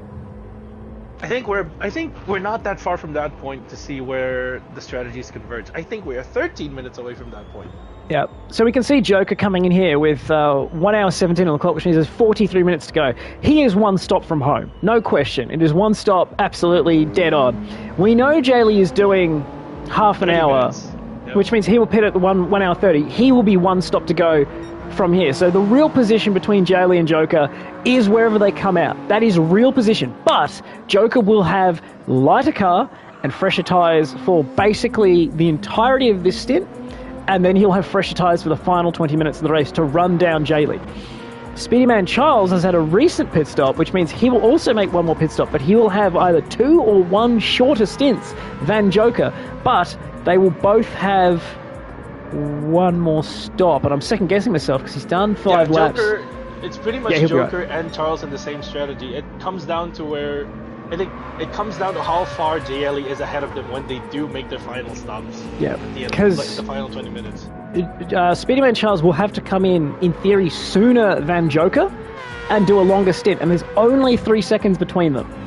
So Charles is going to have to make sure he stays ahead of Joker when he makes his pit stop, or at least is really close to him in order to make the undercut work, because he will come out on fresh tyres while Joker is on his 20-minute-old tyres, and that doesn't sound like a loss, but it will make a difference. And after that, you've got Beetlejuice, who will still only make 1 more pit stop at the 1.5 hour mark. So, it's with Pastina Caldo. There's a fight! At last! We're back! And Pastina goes up the inside into the corkscrew using those incredible brakes on the M6 as well as some fresher tyres to get through Bridge Corner. He's up into 5th, but when will he need to make another pit stop? Will he make 1 more pit stop? Or 2? I think it'll be 1. I think it'll be 1. But it'll be a long stint. It'll be a long stint, and Beetlejuice will undercut him in 10 minutes' time for maybe a little bit of period. So we'll have to see how these two come out after their final stops. So it's basically in a position where everyone has 1 stop to go, and Groot, running his very long strategy here on the mediums, will also only have 1 more pit stop. So this appears to be the order for now, because of course we have differing tyre strategies. What were you going to say? I was trying to say tiring strategies. I'm like, no, it's tyre strategies. I just literally lost it. This is what old age does to a man. You know, the 2 goes away from the first number and everything goes wrong. Damn, Damn, I'm like 7 months away from that. Don't remind me of that. Rest in peace. You know, enjoy life while it's good now, mate. Oh, no. You know, it's all downhill from here. You know what? You know what? Now that I'm getting practice in the box, maybe I can finally retire and just be in the box. Just as I start pivoting my career away into the booth, bloody hell, he's copying everything I do. And yeah, Harry Mop 89, who I think is from 1989, is talking about how old he is and telling me to shut up about how old I'm making him feel, as he pretends to be just as useless as us, despite the fact that we're in the booth making absolutely no sense whatsoever. Standard endurance racing, where we just lose our minds for a little bit and then come good again at the end. Yeah, you get to enjoy this thing while we're losing our minds. We literally lost our minds the moment X-Teller made his last stop. Like, for a good 15 minutes, we were just looking at nothing but a man hot lapping. There's a lot of things going on the track, even with just 7 cars. Yeah, but I love the pressure of hot lapping with an audience, because hot lapping is one thing, and hot lapping with an audience who are actively riding you, actively trying to tell you, trying to convince you to try and go harder as well. So in their stint there, Jaylee with a 20.3, very long way into his stint. Actually, no, that would have only been 10 minutes into his stint, never mind, but that was just still deep, actually. It's like 6 laps. But Speedy Man Charles at 19.9, second quickest car out there, second man of the 19s. So he is absolutely going for it, knowing that he has to be ahead of Joker when he makes his final pit stop. Because he will, of course, have to fuel for longer. Although 10 litres per second means that isn't so much a drama. But he's trying to chase down Jaylee for position 2. 10 seconds between them, 9 seconds between them. But they both have one pit stop to make. And Speedy Man Charles will have the shorter pit stop, and he'll have the fresher tyres at the end. He's doing all he can to steal P2 away from Racing Team Finlandia. Finlander, not Finlandia. Say Finlandia? Yes, I did. I'm struggling. Oh my god. This is terrible. Are you good, bro? No, honestly, since I came back from Bathurst, it's been like that when you get 3 days worth of sleep in 6. Just like my brain couldn't handle it. It's just lost its ability to commit things to memory. I've been in the box for 3.5 or almost 3.5 hours now. No, more than. You did qualifying. Oh, there's a yellow flag. Someone's off. And it's Speedy Man Charles. Charles has gone off at Bridge Corner. Oh no, but this time he doesn't get reset and has no damage still, so he's managed to keep it alive, but that has absolutely cost him. He is now 3 seconds. I think he was ghosted thankfully he was ghosted in Joker's end. Yeah. Joker tried to avoid him and ended up driving clean through him, so luckily for those two it was a ghoster, because that would have been huge damage for both of them. Joker definitely would have engine damage. And Charles would have a car that's trying to point off towards New Mexico rather than around here in Monterey. But now Joker up into P3, and there's 4 seconds. If he unghosted like then and there, that car would have been on the way to Road Atlanta by now. Yeah, that would. Well, to be fair, it would be in so many pieces. They'd be buying a new car to go down to Blue Moon Bay for the next round. You wouldn't bother. You wouldn't bother. Like, we'll fix this car for the final race at best. Anyway, so that absolutely changes the complexion of the race. So now Jaylee looking a little bit home free up there in P2. Of course, Joker is still going to try and run him down, and Charles is now going to try and catch Joker. It's now feeling more like Charles versus Joker for third than it is Charles versus Jaylee for second, with Joker joining in potentially when those two start squabbling. But we'll have to wait and see if Joker can run Jaylee down as he comes towards the end of Jaylee's stint and then his own stint. Charles just gave himself a lot more work to do by the end of the race. I mean, it's still far off. We're still like over 30 minutes away from it, but I think he just lost his way into P2. Yeah, I think it's going to be, it's a lot tougher. It's become a lot tougher for him because he's now 17 seconds behind the man he was chasing instead of 7 seconds. Right? Yeah, I think so. He lost a lot of ground with the dirty tyres after the mistake, but you've got to remember that Joker is on fresh tyres. So Joker will have, in theory, should have the best pace of the three of them, but Charles is hanging on to Joker despite the fact that he will be pitting before Joker is with more worn tyres. Down the sequence, he's not on pit sequence. compared to where they are on track, it's not like he's on the back foot easily. Yeah, so in terms of pit sequence, you would probably want to be Joker, Charles, then Jaylee for your positioning in terms of you want to have the freshest tyres now with the latest stop with the lightest car. But for road positioning, it's Jaylee, Joker, Charles. And before it was Jaylee, Charles, Joker, which is the reverse of their pit strategies. So it was actually like perfectly balanced in terms of who has track position, but who has future pace in hand. And we see Joker setting a PB through Sector 2 there. So he is absolutely going for it right now. And he's been out there for a few laps. 5 laps, I think, since his pit stop. So setting a PB here on lap 6, bloody good effort. Yeah. And the gap's down to 12 seconds to Jaylee. So Jaylee lost a second there where I wasn't looking at the timing gap.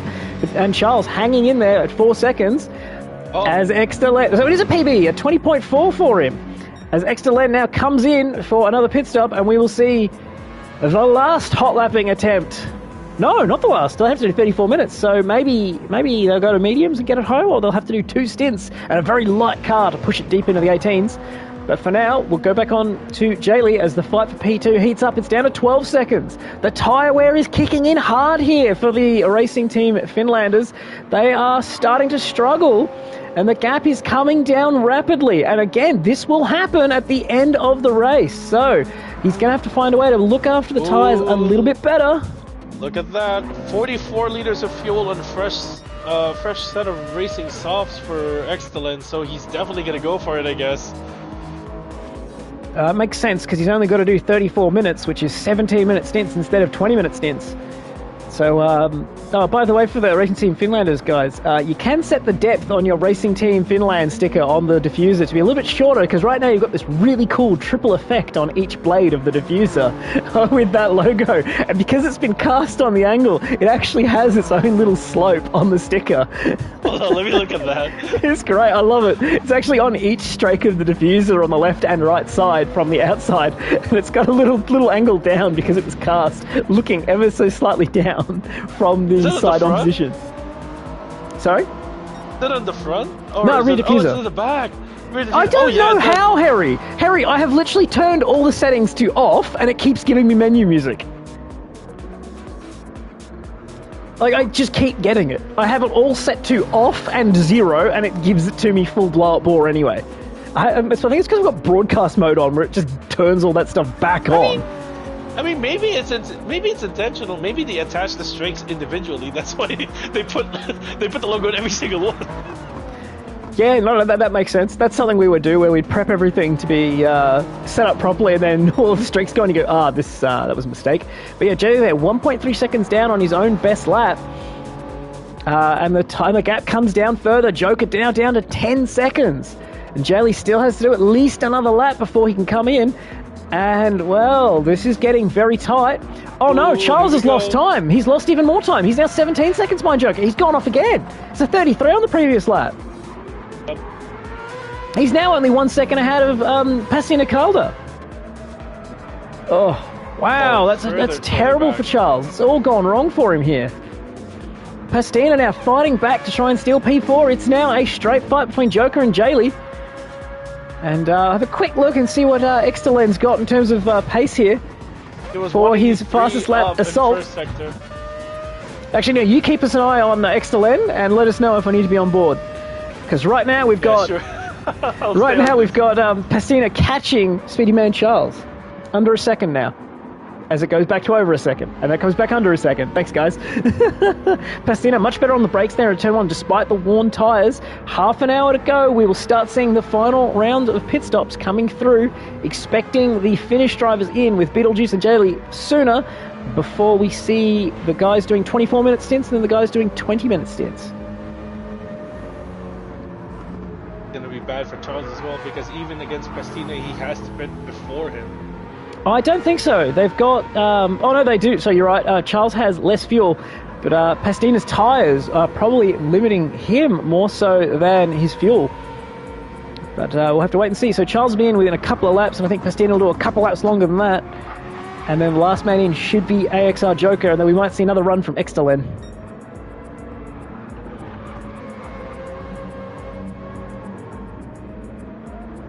Yeah, There's Pastina now, 5/10 down. He's got more grip in these medium speed. And Charles is in! Charles is in here with half an hour to go. So he's decided he's going to run long, use the undercut to try and get his way ahead of Pastina, and use the dirty air to hold him back and potentially try and attack Joker again.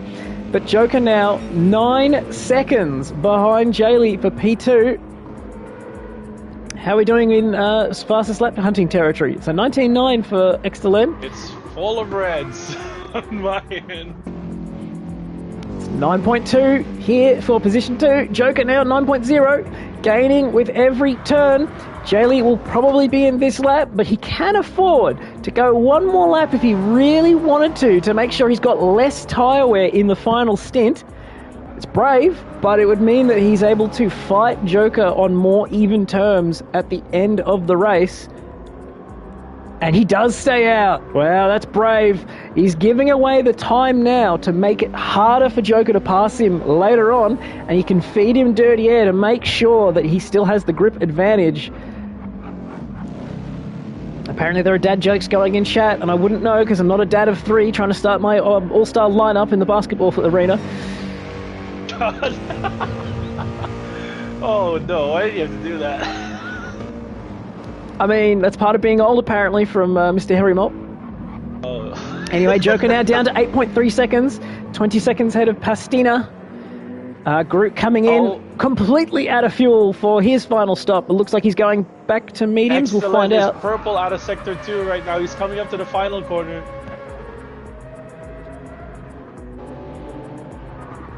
Does he have a good run? No, Harry, it's not shots fired, it's shots put up, you know, in practice for your starting lineup. Oh! It's a 164! 164, but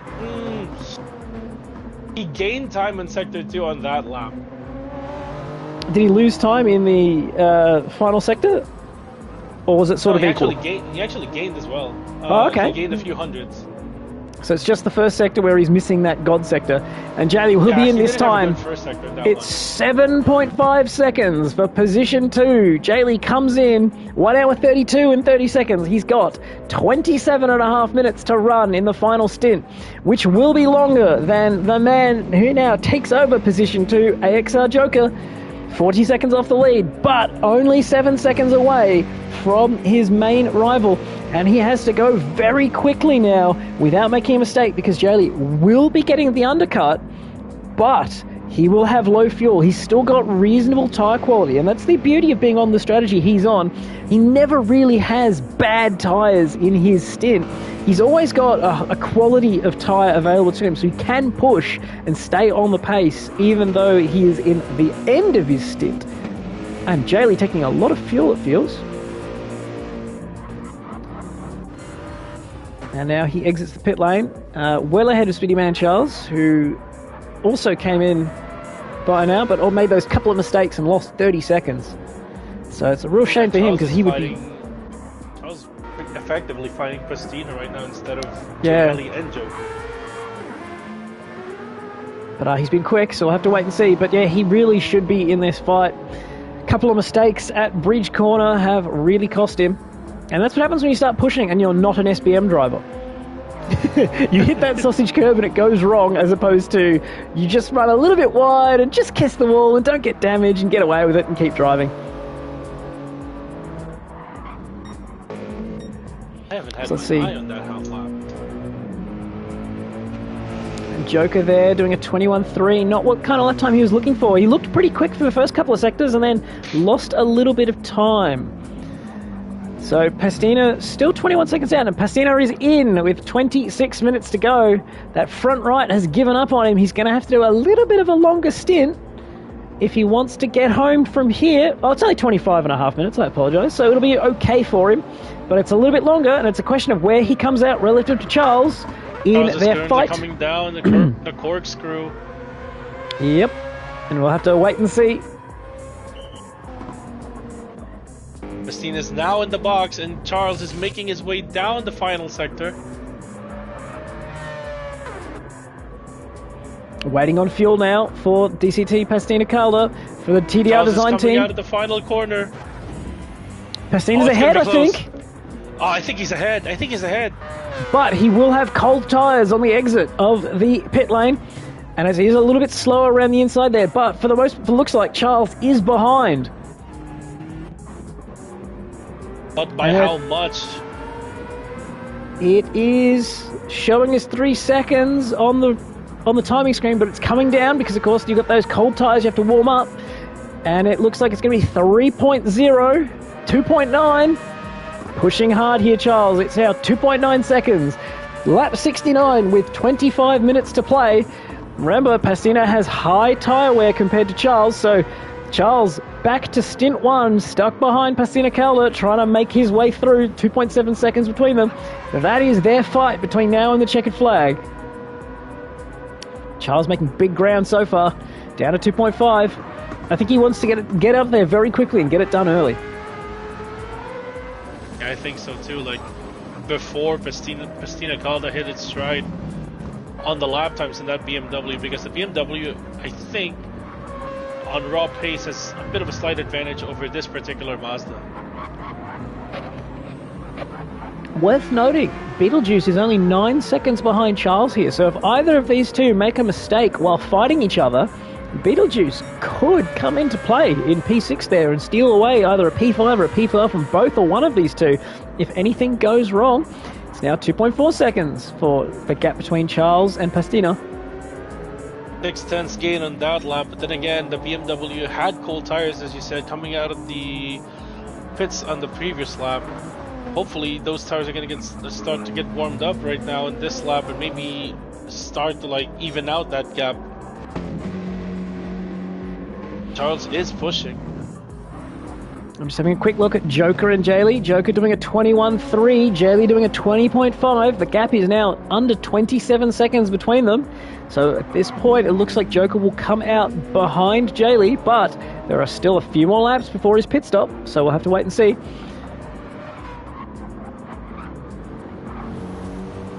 So we've got two battles now. It's Joker Jaylee for P2, Pastina and Charles for P4. It's down to 2.2 seconds between the two. Charles pushing hard early here, and we've seen he had the tyre wear, so he can afford to push, but he is trying to do a half-hour stint, and I don't know if he's gone that long yet. Excuse me. Well, you forgot one battle, Excellent in the 18.9. Looking at the tyre wear, I think Excellent's losing that fight until his final pit stop, so he's got one more attempt at it.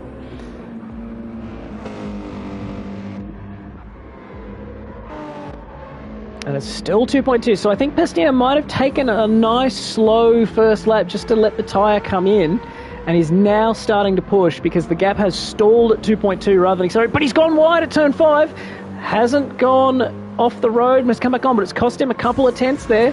It's now under 1.9, and he'll have dirty tyres probably to 1.8. Charles is gaining. Charles is gaining. That's a huge change for Pastina. He needed to just keep his car on the road here.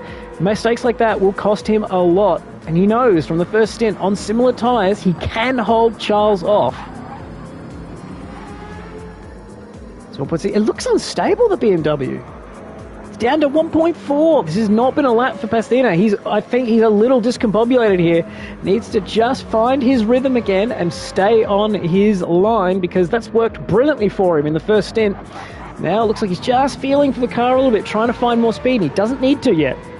I think I know what's going on with that BMW. Maybe the tires are struggling to get up to temperature. That's why it's unstable. But the temperature will be dropping still with the sun down. And it will, of course, take longer and longer to get the tyre temps up. The brake's glowing massively. You'd think that would warm the tyre up, but it's a 21.2 from Pastina. He's so much quicker than that, but it's a 20.2 for Charles. He's taken a full second out of him on that last lap. The gap now 1.1. It feels like Pastina can do the same pace as Charles through any given corner, but over a sequence of 4 or 5 corners, Charles will come out ahead. Yeah, there's just somewhere in between those sequence of corners where the BMW will, probably feel a bit finicky. It might not be moving the way Pastina wants it, or the way Pastina had it before he made a stop. It's 1.2, and now it's under 1 into the braking zone there. That's very interesting. So Charles braking deeper than Pastina into the bus stop. So it could also be that Pastina's just taking the conservative lines, and he'll find the corners that he's not 100% confident with, and he'll happily give away the 1 or 2 tenths there to make sure he doesn't go and get a penalty, he doesn't fall off the road and make a mistake, and he'll let Charles do the pushing and potentially make the mistakes, which he's made a couple of so far. It's also a viable strategy, like maybe Pastina being patient just wait until the tires really come into their own, and when he does, he'll feel that when they do, he can finally go back on the offensive and maybe stretch that gap a little. Right now he has track position though, so that's the best advantage that he could have, because it's not easy to pass around here, and we've seen it with Charles as well earlier, like struggling behind Pastina. Was it Pastina, and was it even when we saw Joker earlier struggling behind what was it, Daly? No, I don't know. Beetlejuice. Yeah, it was Beetlejuice. Yep. And Joker is in. Joker is in. Here we go. But Jaylee's got himself a penalty. Ooh, but it looks like Jaylee's ahead. It looks like Jaylee's very ahead. However, he has very worn tires. So it's currently advantage Jaylee, but he has a penalty, and Joker has the fresh tires with 18 minutes to go, 18.5 minutes to go. So it's down. It's a fight between those two. We'll see what the time gap is when he exits the pits here. The time gap is 7.5 seconds, so it'll grow to about 8.5 seconds by the time he gets those tires up to temperature as he misses the apex. But he'll give it back when he serves the penalty. So correct. It's still even keel at, like, you can say it's 7 seconds. It's 8 seconds, so it'll be 7 by the time they finish up. And we'll go back to looking at Pastina and Charles. It's now under a second. It's sort of, it's like Pastina can hold Charles off, but Charles has the greater consistency to it, just inch his way back in every time. It feels like he's just got away. Oh, runs wide. That's a real run wide too. Loses a tenth there. Yeah, but the problem is, I think Charles is able to close up on him because he's still not within the dirty air range. Yep, that's what it feels like to me as well. And Charles's tyres aren't that much worse than Pastina's already, despite the fact that he's been out there for 12 minutes on these tyres, whereas Pastina's only been out there for 5 laps, sorry. So it's coming back towards Charles with the tyre wear, but right now Pastina's got the advantage and probably has the gap. And it's a question of, can he hold on for the remaining 17 minutes, probably plus a lap, depending on how you cross the line. And Extelen in for the final time with 17 minutes to go. Speedbot Motorsport. Will he break 19.1? Will he break 19.0? Can he get an 18, as Caliber predicted? We'll have to wait and see. Jaylee now 6.8 seconds, so it has indeed come down under 7 with the serving of that penalty. It's high-pressure stuff here. You can no longer really make any mistakes. You can't really give away any time on any of those apex curbs. You have to get right up to the sausages but not touch them. And it's tough work, especially as the light goes down. It gets harder to see where you are on the track, to pick your line, to pick your braking point. See him running wide there through Rainy, not quite picking up the apex the way he wants. Joker on fresh tyres should have the advantage in this phase, at least for the short term, and making up ground for position 2. Pastina, 8 tenths now on Speedy Man Charles. This time gets a really good braking zone in corkscrew and makes up some time. So it's lap by lap changing, these two. And again, not quite making the apex. It's down to 6 tenths, and now we're starting to see dirty air for Speedy Man Charles. Can he get in, get through, get by as quick as possible? It's now down to 4 tenths. Oh, this is the best place for him to be this close as well. And he'll get a run too. Oh, it doesn't quite get off the corner the way he wants. Pastina actually pulling away. So it's going to be too far, I think, at 4.5 tenths. I wonder, is Pastina trying to give him dirty air? Is he worried about fuel? He just lost 4 tenths in a couple of corners. Potentially, missed his line, threw his rhythm out. And Mr. T sweating buckets there as the Team TDR Design leader. So it's a big pressure moment here for position 4. And Pastina does a 2/10 personal best to pull out back to 7/10 lead. But then Charles immediately gets a better run through turn 5 and gets it back down under 5. Get back down to 5, I should say, from above 6. Corner by corner, it's changing by 1 or 2 tenths. It's no rhyme or reason to it either. It's not like, oh, the BMW is good here and the Mazda's good there. They're just doing better on corner by corner than each other as they're pushing as hard as they can to try and steal away the position at the end of this race. Yeah, and looking at the battle in front of him, JLE versus Joker, like the battle, like the gap's looking steady, but Joker's actually running slightly faster every single lap. But I don't think he's gaining as much ground as he wanted per lap to gain that 6 seconds that he needs to get in range of attacking JLE. It was 8 when they came out. It was 7. Oh no, Bastina's gone! No, he's done it again! Oh, the same thing he did earlier too. Oh, and he does it and again. then bangs the wall again. To be fair, he is just staying off the racing line to try and not... No. Oh, wow. And then it's grabbed the wall. Oh, it's a full meltdown for him. It's a full... And there's Beetlejuice. There's Beetlejuice. Right. So, that's the new fight for Pastina. Running ever so slightly out of the last corner, getting wheel spin, bonking the wall, giving himself front damage, and then just being unable to really clear himself from that with the traffic there, in not wanting to back out onto the racing line and get a penalty and potentially even more damage. So it's 5th place right now for Pastina, and with the damage, it's 6 tenths to Beetlejuice. Remember though, Beetlejuice has come a long way in this stint and has slightly worse tyres, and there's still 14 minutes to go, so those two will be fighting for position 5 to the end of the race. And Charles 20 seconds behind Joker. Joker and Jaylee 6 seconds now.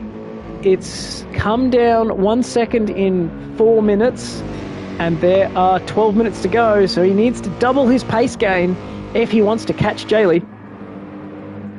Yeah, I think Christina just jabbed the throttle a bit too early out of the final corner. That BMW was not squared up when he went full throttle, and that's so easy to do in that car, because at the low speed, that thing is very prone to wheel spin unless you really have to be patient with that car. You can be half throttle with it, but you can't go full throttle unless you're absolutely squared out of that corner. It just does that. And not helping things, I think, is the fact that he might have dipped that right rear on the green stuff beyond the exit curve there out of the final corner. So that definitely didn't help matters either in his case.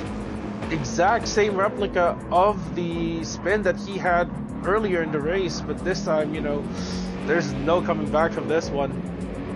Yeah, that's a real a couple of characteristics that make the M6, or the car that it is. It's really good under brakes, and it's really good in the high-speed sections when the aerodynamics take over, but it always struggles with drive traction, so you're always fighting the rear end when you're trying to get out of the corners, despite the fact that it's a car that's supposedly got all this grip available to it.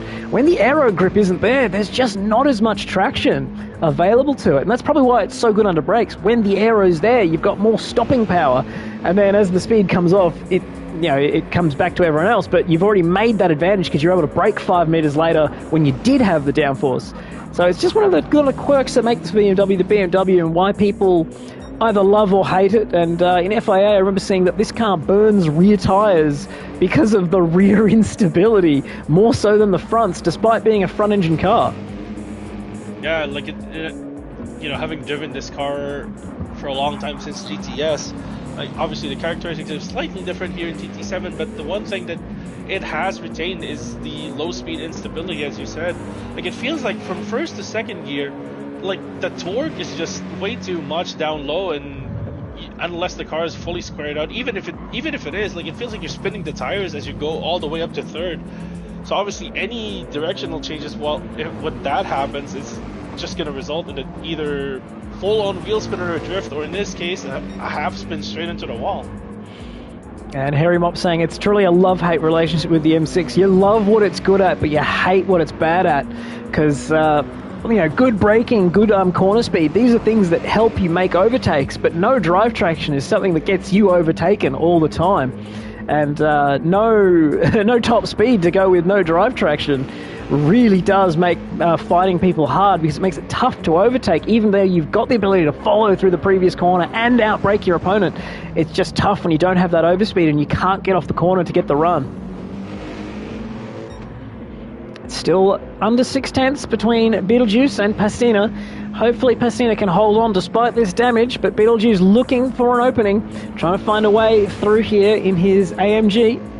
We'll have a quick look back to Jaylee and Joker, and it's now 4.7 seconds between those two. 10 minutes remaining, so it looks like Joker's making up a second every couple of laps, but unfortunately for him, with only 10 minutes remaining, there's about 6 laps left, and a couple of laps a second is only 3 seconds, so we won't quite get there at this rate. But Jaylee's tyres are getting low. Remember what happened at the end of the last stint? He lost a lot of time late on, so whether or not Jaylee can hang on to this pace, we'll have to wait and see. He's already starting to show signs that it's affecting him. He went wide in the penultimate corner. Didn't cost him too much time, but you don't really want to do that kind of line this late into the race, especially when you're trying to defend against a guy with fresher tires and just coming straight at you within the last 10 minutes. And as you said, the tires are getting low. It will definitely come to a point where suddenly the car just stops turning in, and all of a sudden you have to decelerate, you have to brake a lot more just to make the corner, while the car behind you is still relatively attacking the corner at full speed. So it's just a matter of managing that, the tire degradation at this point for Jaylee, and just keeping the car clean, just putting down clean laps is all he can focus on right now. Because again, it's still Joker who has to make the overtake once he gets close, and we've seen him struggle against cars when they're in slipstream range, so that could play into Jaylee's favor as well by the end of the race. I had a quick look at Exterland, and he has a 119.174, so not quite able to match his 119.164 from the previous stint. Only 100th off. Only 100 off, yeah. So good consistency, but obviously he was still having a good try for it, but it hasn't worked out for him. And it's now under 4 seconds for Jaylee and Joker as we cross the line with 8 minutes remaining. It should be 1 minute 20 per lap, so 3 laps is 4 minutes. They will get 6 laps and no more, because they will cross with about 5 seconds, cross at 5 seconds after the flag. So it's that many laps and no more as it comes down to under 4 seconds. Just have a quick look at Pastina. It's still 5/10 between Beetlejuice and Pastina. The dirty air appears to be able to hold Beetlejuice off. Even with that front aero damage, it appears it's giving them both about the same amount of understeer. One with dirty air, one with just clean air, but a damaged car.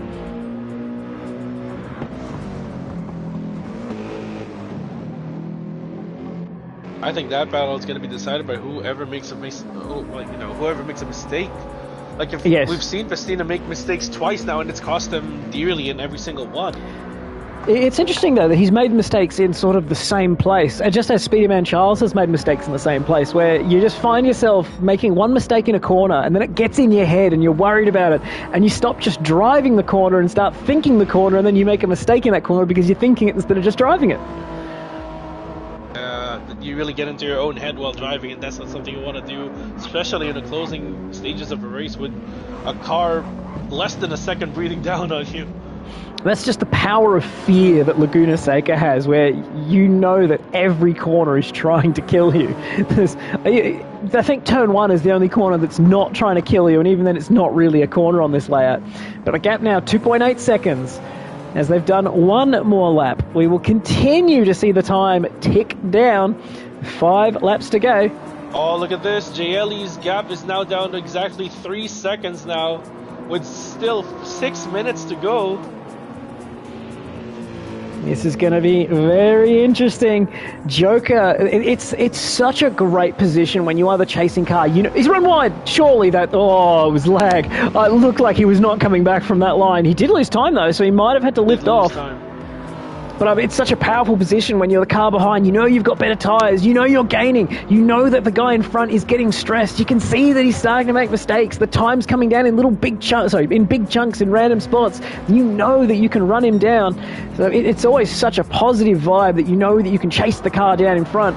It's not a positive vibe when you're the car in front, but the thing about being the car in front is you know you have track position. You will be feeding your opponent dirty air. You just have to try and keep it on the island and have enough pace when they get to you. Hopefully the darkness that's coming in, that's settling on the track, is not gonna catch any one of our drivers out. There is no track lighting around Bridge Corner, by the way. So, where is there track lighting? Anywhere? I don't think there is there? There is one on the start-finish straight. It's just a huge, it's a huge box of light. Oh, I don't think there is, yeah. It's now 2 seconds. It's 2 seconds with 5 minutes remaining. Remember, if they're doing 1 minute 20s, that's 3 laps for 4 minutes. So we will be seeing 3 more laps when they cross the line at the end of this lap. And it's now 1.8 seconds. It's now 6/10 laps. So Jaylee doing 21.7, 21.8 the last 2 laps. Joker doing 21.0, 20.9. So gaining 8/10. That's enough to catch up. That's enough to be able to have an attack on the Racing Team Finlanders. Uses a lot of curb down there in the corkscrew, trying to keep the pace up. He's able to hold on. It's still 1.8 seconds. It hasn't come down in the last couple of corners. It's actually gone out back to 1.9. So great work from Jaylee. Maybe he's just been sandbagging his pace a little bit, looking after the tyres, because it was a very long final stint. 4 minutes to go. It'll be 3 more laps for these two fighting for position 2. What's the lap time? No, it's 21.3. And Joker does 21.1. So Joker, not a great lap, and a good lap from Jaylee. And it is still 3 laps to go, under 2 seconds. Jaylee's starting to pull away again, so it's not all Joker's going Joker's way. And that's a really important thing to do as for Jaylee here, is to, when you're letting your opponent gain on you, it's to break that momentum, to pull away again, to make them feel like they're not doing enough and they have to push harder and take them out of their rhythm, that it's no longer enough to win the race. It might also be Joker feeling the pressure here, knowing that he's only got 5 minutes, now less than 4 minutes, 3.5 minutes left. He's got 2.5 laps. Yeah. He's got 2.5 laps and he knows it. 2.5 laps to get on JL. He has to. He knows that he has to get close to GLE sooner or later. And it's not like it's the tyre we're kicking in, because Joker, of course, on that very short strategy has a lot of tyre in hand. And Jaylee, again, 1 second down on his best lap, but he was only 9/10 last time, guys, so he's still quick, but it's down to 1.2. Joker's made a massive gain here. This must be a very quick lap from him. Sector 3 looked great for Joker. Jaylee looked like he was stuck on the edges of the track at some points there, and just wasn't able to. Yeah, 20.5 for Jaylee, so it's not too slow, but it's a 20.7 for Joker. It's now 1.1 seconds. 2 laps remain for these guys. Oh, it's getting close. Can Jaylee hold on? Can Joker make the pass or force the mistake? Oh, it's tight up here at the front for position 2. Pastina now 1.7 seconds clear of Beetlejuice. Charles 25 seconds in either direction for P4. So we'll stick on, just as Harry asked me to check past her, we'll stick with the fight for P2. It's under a second for the first time. Here we go, ladies and gentlemen. 1 lap and about 4 corners between us. Oh, it looked like Jaylee was wide at Bridge. He lost time. He was wide. It's under 8/10, down to 7/10. Oh, drama coming here for the final lap. Can we see a last lap overtake? The Supra is squirreling around. It's down to 6/10. Joker is catching hand over fist. It's under 5/10, 4/10 now, 3/10. Will he make a move here? Oh, not close enough. He went wide out of the penultimate corner here, but he does have 1 more lap to make a move here. Oh, Jaylee gains on the way in, Joker gains on the way out. Oh no, but it's a great drive from Jaylee. It's 6/10, so his best opportunity goes begging with 1 minute to go. It's the last lap, because I'm pretty sure the 2 hours comes up and you cross the line and that's it. We don't have the leader crossing, but it's 6/10. Joker with a much tighter line through turn 1. He'll get the run on the way out. A wiggle from Jaylee. It's under 5/10, 4/10 now. Every single corner matters. The tyre wear on that Supra. Another wiggle. It's 3/10. Can Joker get the run through turn 5? Oh, not really. The aero understeer. We can watch this battle all until the end, because the race leader, Excellent, is actually behind these 2 cars. He's a minute ahead. Oh, runs wide again. It's 3/10. Jaylee covering into the bridge corner. What are you doing, son? Line into bridge. I wouldn't do that. I'd take the regular line. It's hard enough to hit as it is. It's under 3/10 coming up into corkscrew. Will Joker lunge from a long way back? No, he sticks to the line. Lets the super wobble, gets a better run into Rainy Curve, 3/10. Will they hang on? If he's going to make a move, he's probably going to time it at the final corner. It's final quarter, win or bust here for Joker. He gets a good drive. Jaylee doesn't cover. Joker doesn't quite throw the lunge, but is Jaylee deep? Gets it a little wide, gets away with it. It's 2/10, 2/10, 1/10, 1.5 tenths, but it's over. 0.145 seconds between Jaylee and Joker for position 2. Racing Team Finlanders holds on against AequepaX Racing, as the other AequepaX Racing car also finishes, and SPM Extelen finishes an excellent drive, winning by the best part of a minute against their opponents. We'll come down to see Speedy Man Charles finish P4. He's got the hazards on, he's got damage, he's gone off again on this lap, the final lap. Right front and aero damage is probably bridge corner once more. And it's a 1 minute 34 for him, 35 to finish the race for him, but it's position 4 nonetheless. And DCT Pasinacalda for the TR Design Racing team is hanging on ahead of Scuderia Stosilla Umili for position 6 with Beetlejuice. No penalties on the last lap to change the order. Well done, ladies and gentlemen. Congratulations again to the Speedbots Motorsport. They are indeed robotic in their consistency. Congratulations. They've got pole position. They've got the win. And they've got the win again here in Stint 2 for round 1 of the AequepaX Racing GT World Endurance Championship from WeatherTech Raceway Laguna Seca of Monterey, California in the United States. Anything to add, Phil? That was a nail-biting finish there for P2. That was a nice battle between both drivers, really. And I quote Mr. Harrymop, the Mazda's ahead by 10 seconds. He's got this. I don't know about that one, mate. That was a very tight finish. I wouldn't have felt it was nearly that comfortable. And that was because the tyre wear on that Super at the end of the stint really ramped up. And that's why we're saying that even though they had a completely different strategy, 20 minutes versus 30 minutes, 3 stops versus 5 stops, it came down to within 0.2 of a second at the very end of the race. I'm very disappointed for Speedy Man Charles. He could have been right in that fight as well, but unfortunately finishing P4. And he's already left. So the Scuderia Chiara car was very quick, had great tyre wear, just a couple of mistakes, and it changes the race in its entirety. So, again, congratulations to Speedbots Motorsports.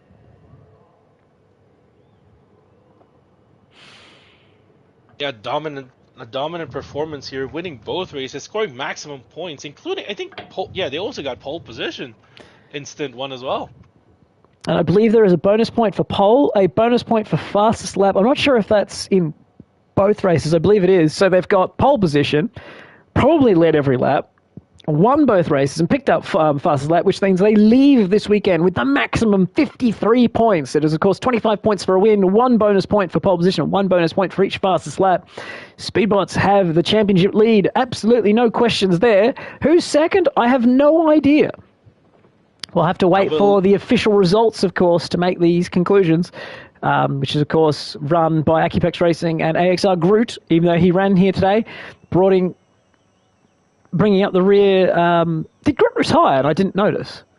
No, he finished 7th. Okay. Of course. He crossed just in front of Joker and Jaylee, and that's why I missed it. So sorry about that, Groot, finishing P7. Importantly, getting those crucial points for the team, even though he hasn't had the best of races today. His teammates did have a very good race, and he manages to back them up with more points. A couple of DNFs, a couple of DNSs, but overall, great racing there at the end and in the start and all through the middle where it all matters, even though it doesn't look like there's a race happening. And that's why we love this endurance racing format. Yeah. A lot of things can happen in Stint 1, but suddenly, the entire result of the weekend gets turned around in race 2 because there's a different set of things that's going to happen. Yeah, and even though, in theory, you've got your team strategy sorted, everything changes when the sun starts to go down. Everything can happen, any mistakes, especially around here, which are very easy to make. And that's why we love endurance racing. And we'll be back again next time for round 2 next weekend from Blue Moon Base. So it's only a 1-week turnaround for the championship for round 2. Thank you very much, Noir, for joining me in the booth. You covered Stint 1 and you've backed it up again here in Stint 2. Thank you very much for joining us. Yeah, I've enjoyed it. Thanks for having me as well here in Stint 2. Oh, it was very great to have some company in the booth rather than having to make up all the nonsense myself. I had a partner in crime. So thank you all for joining us here for the AequepaX Racing GT World Endurance Championship. This has been round 1 of 7. Round 2 next weekend, and hope to see you all next time. Hopefully with a bit more competition for P1, but with the action through P2, through P7, through all the way through the field. I am looking forward to next time. Catch you later. Goodbye.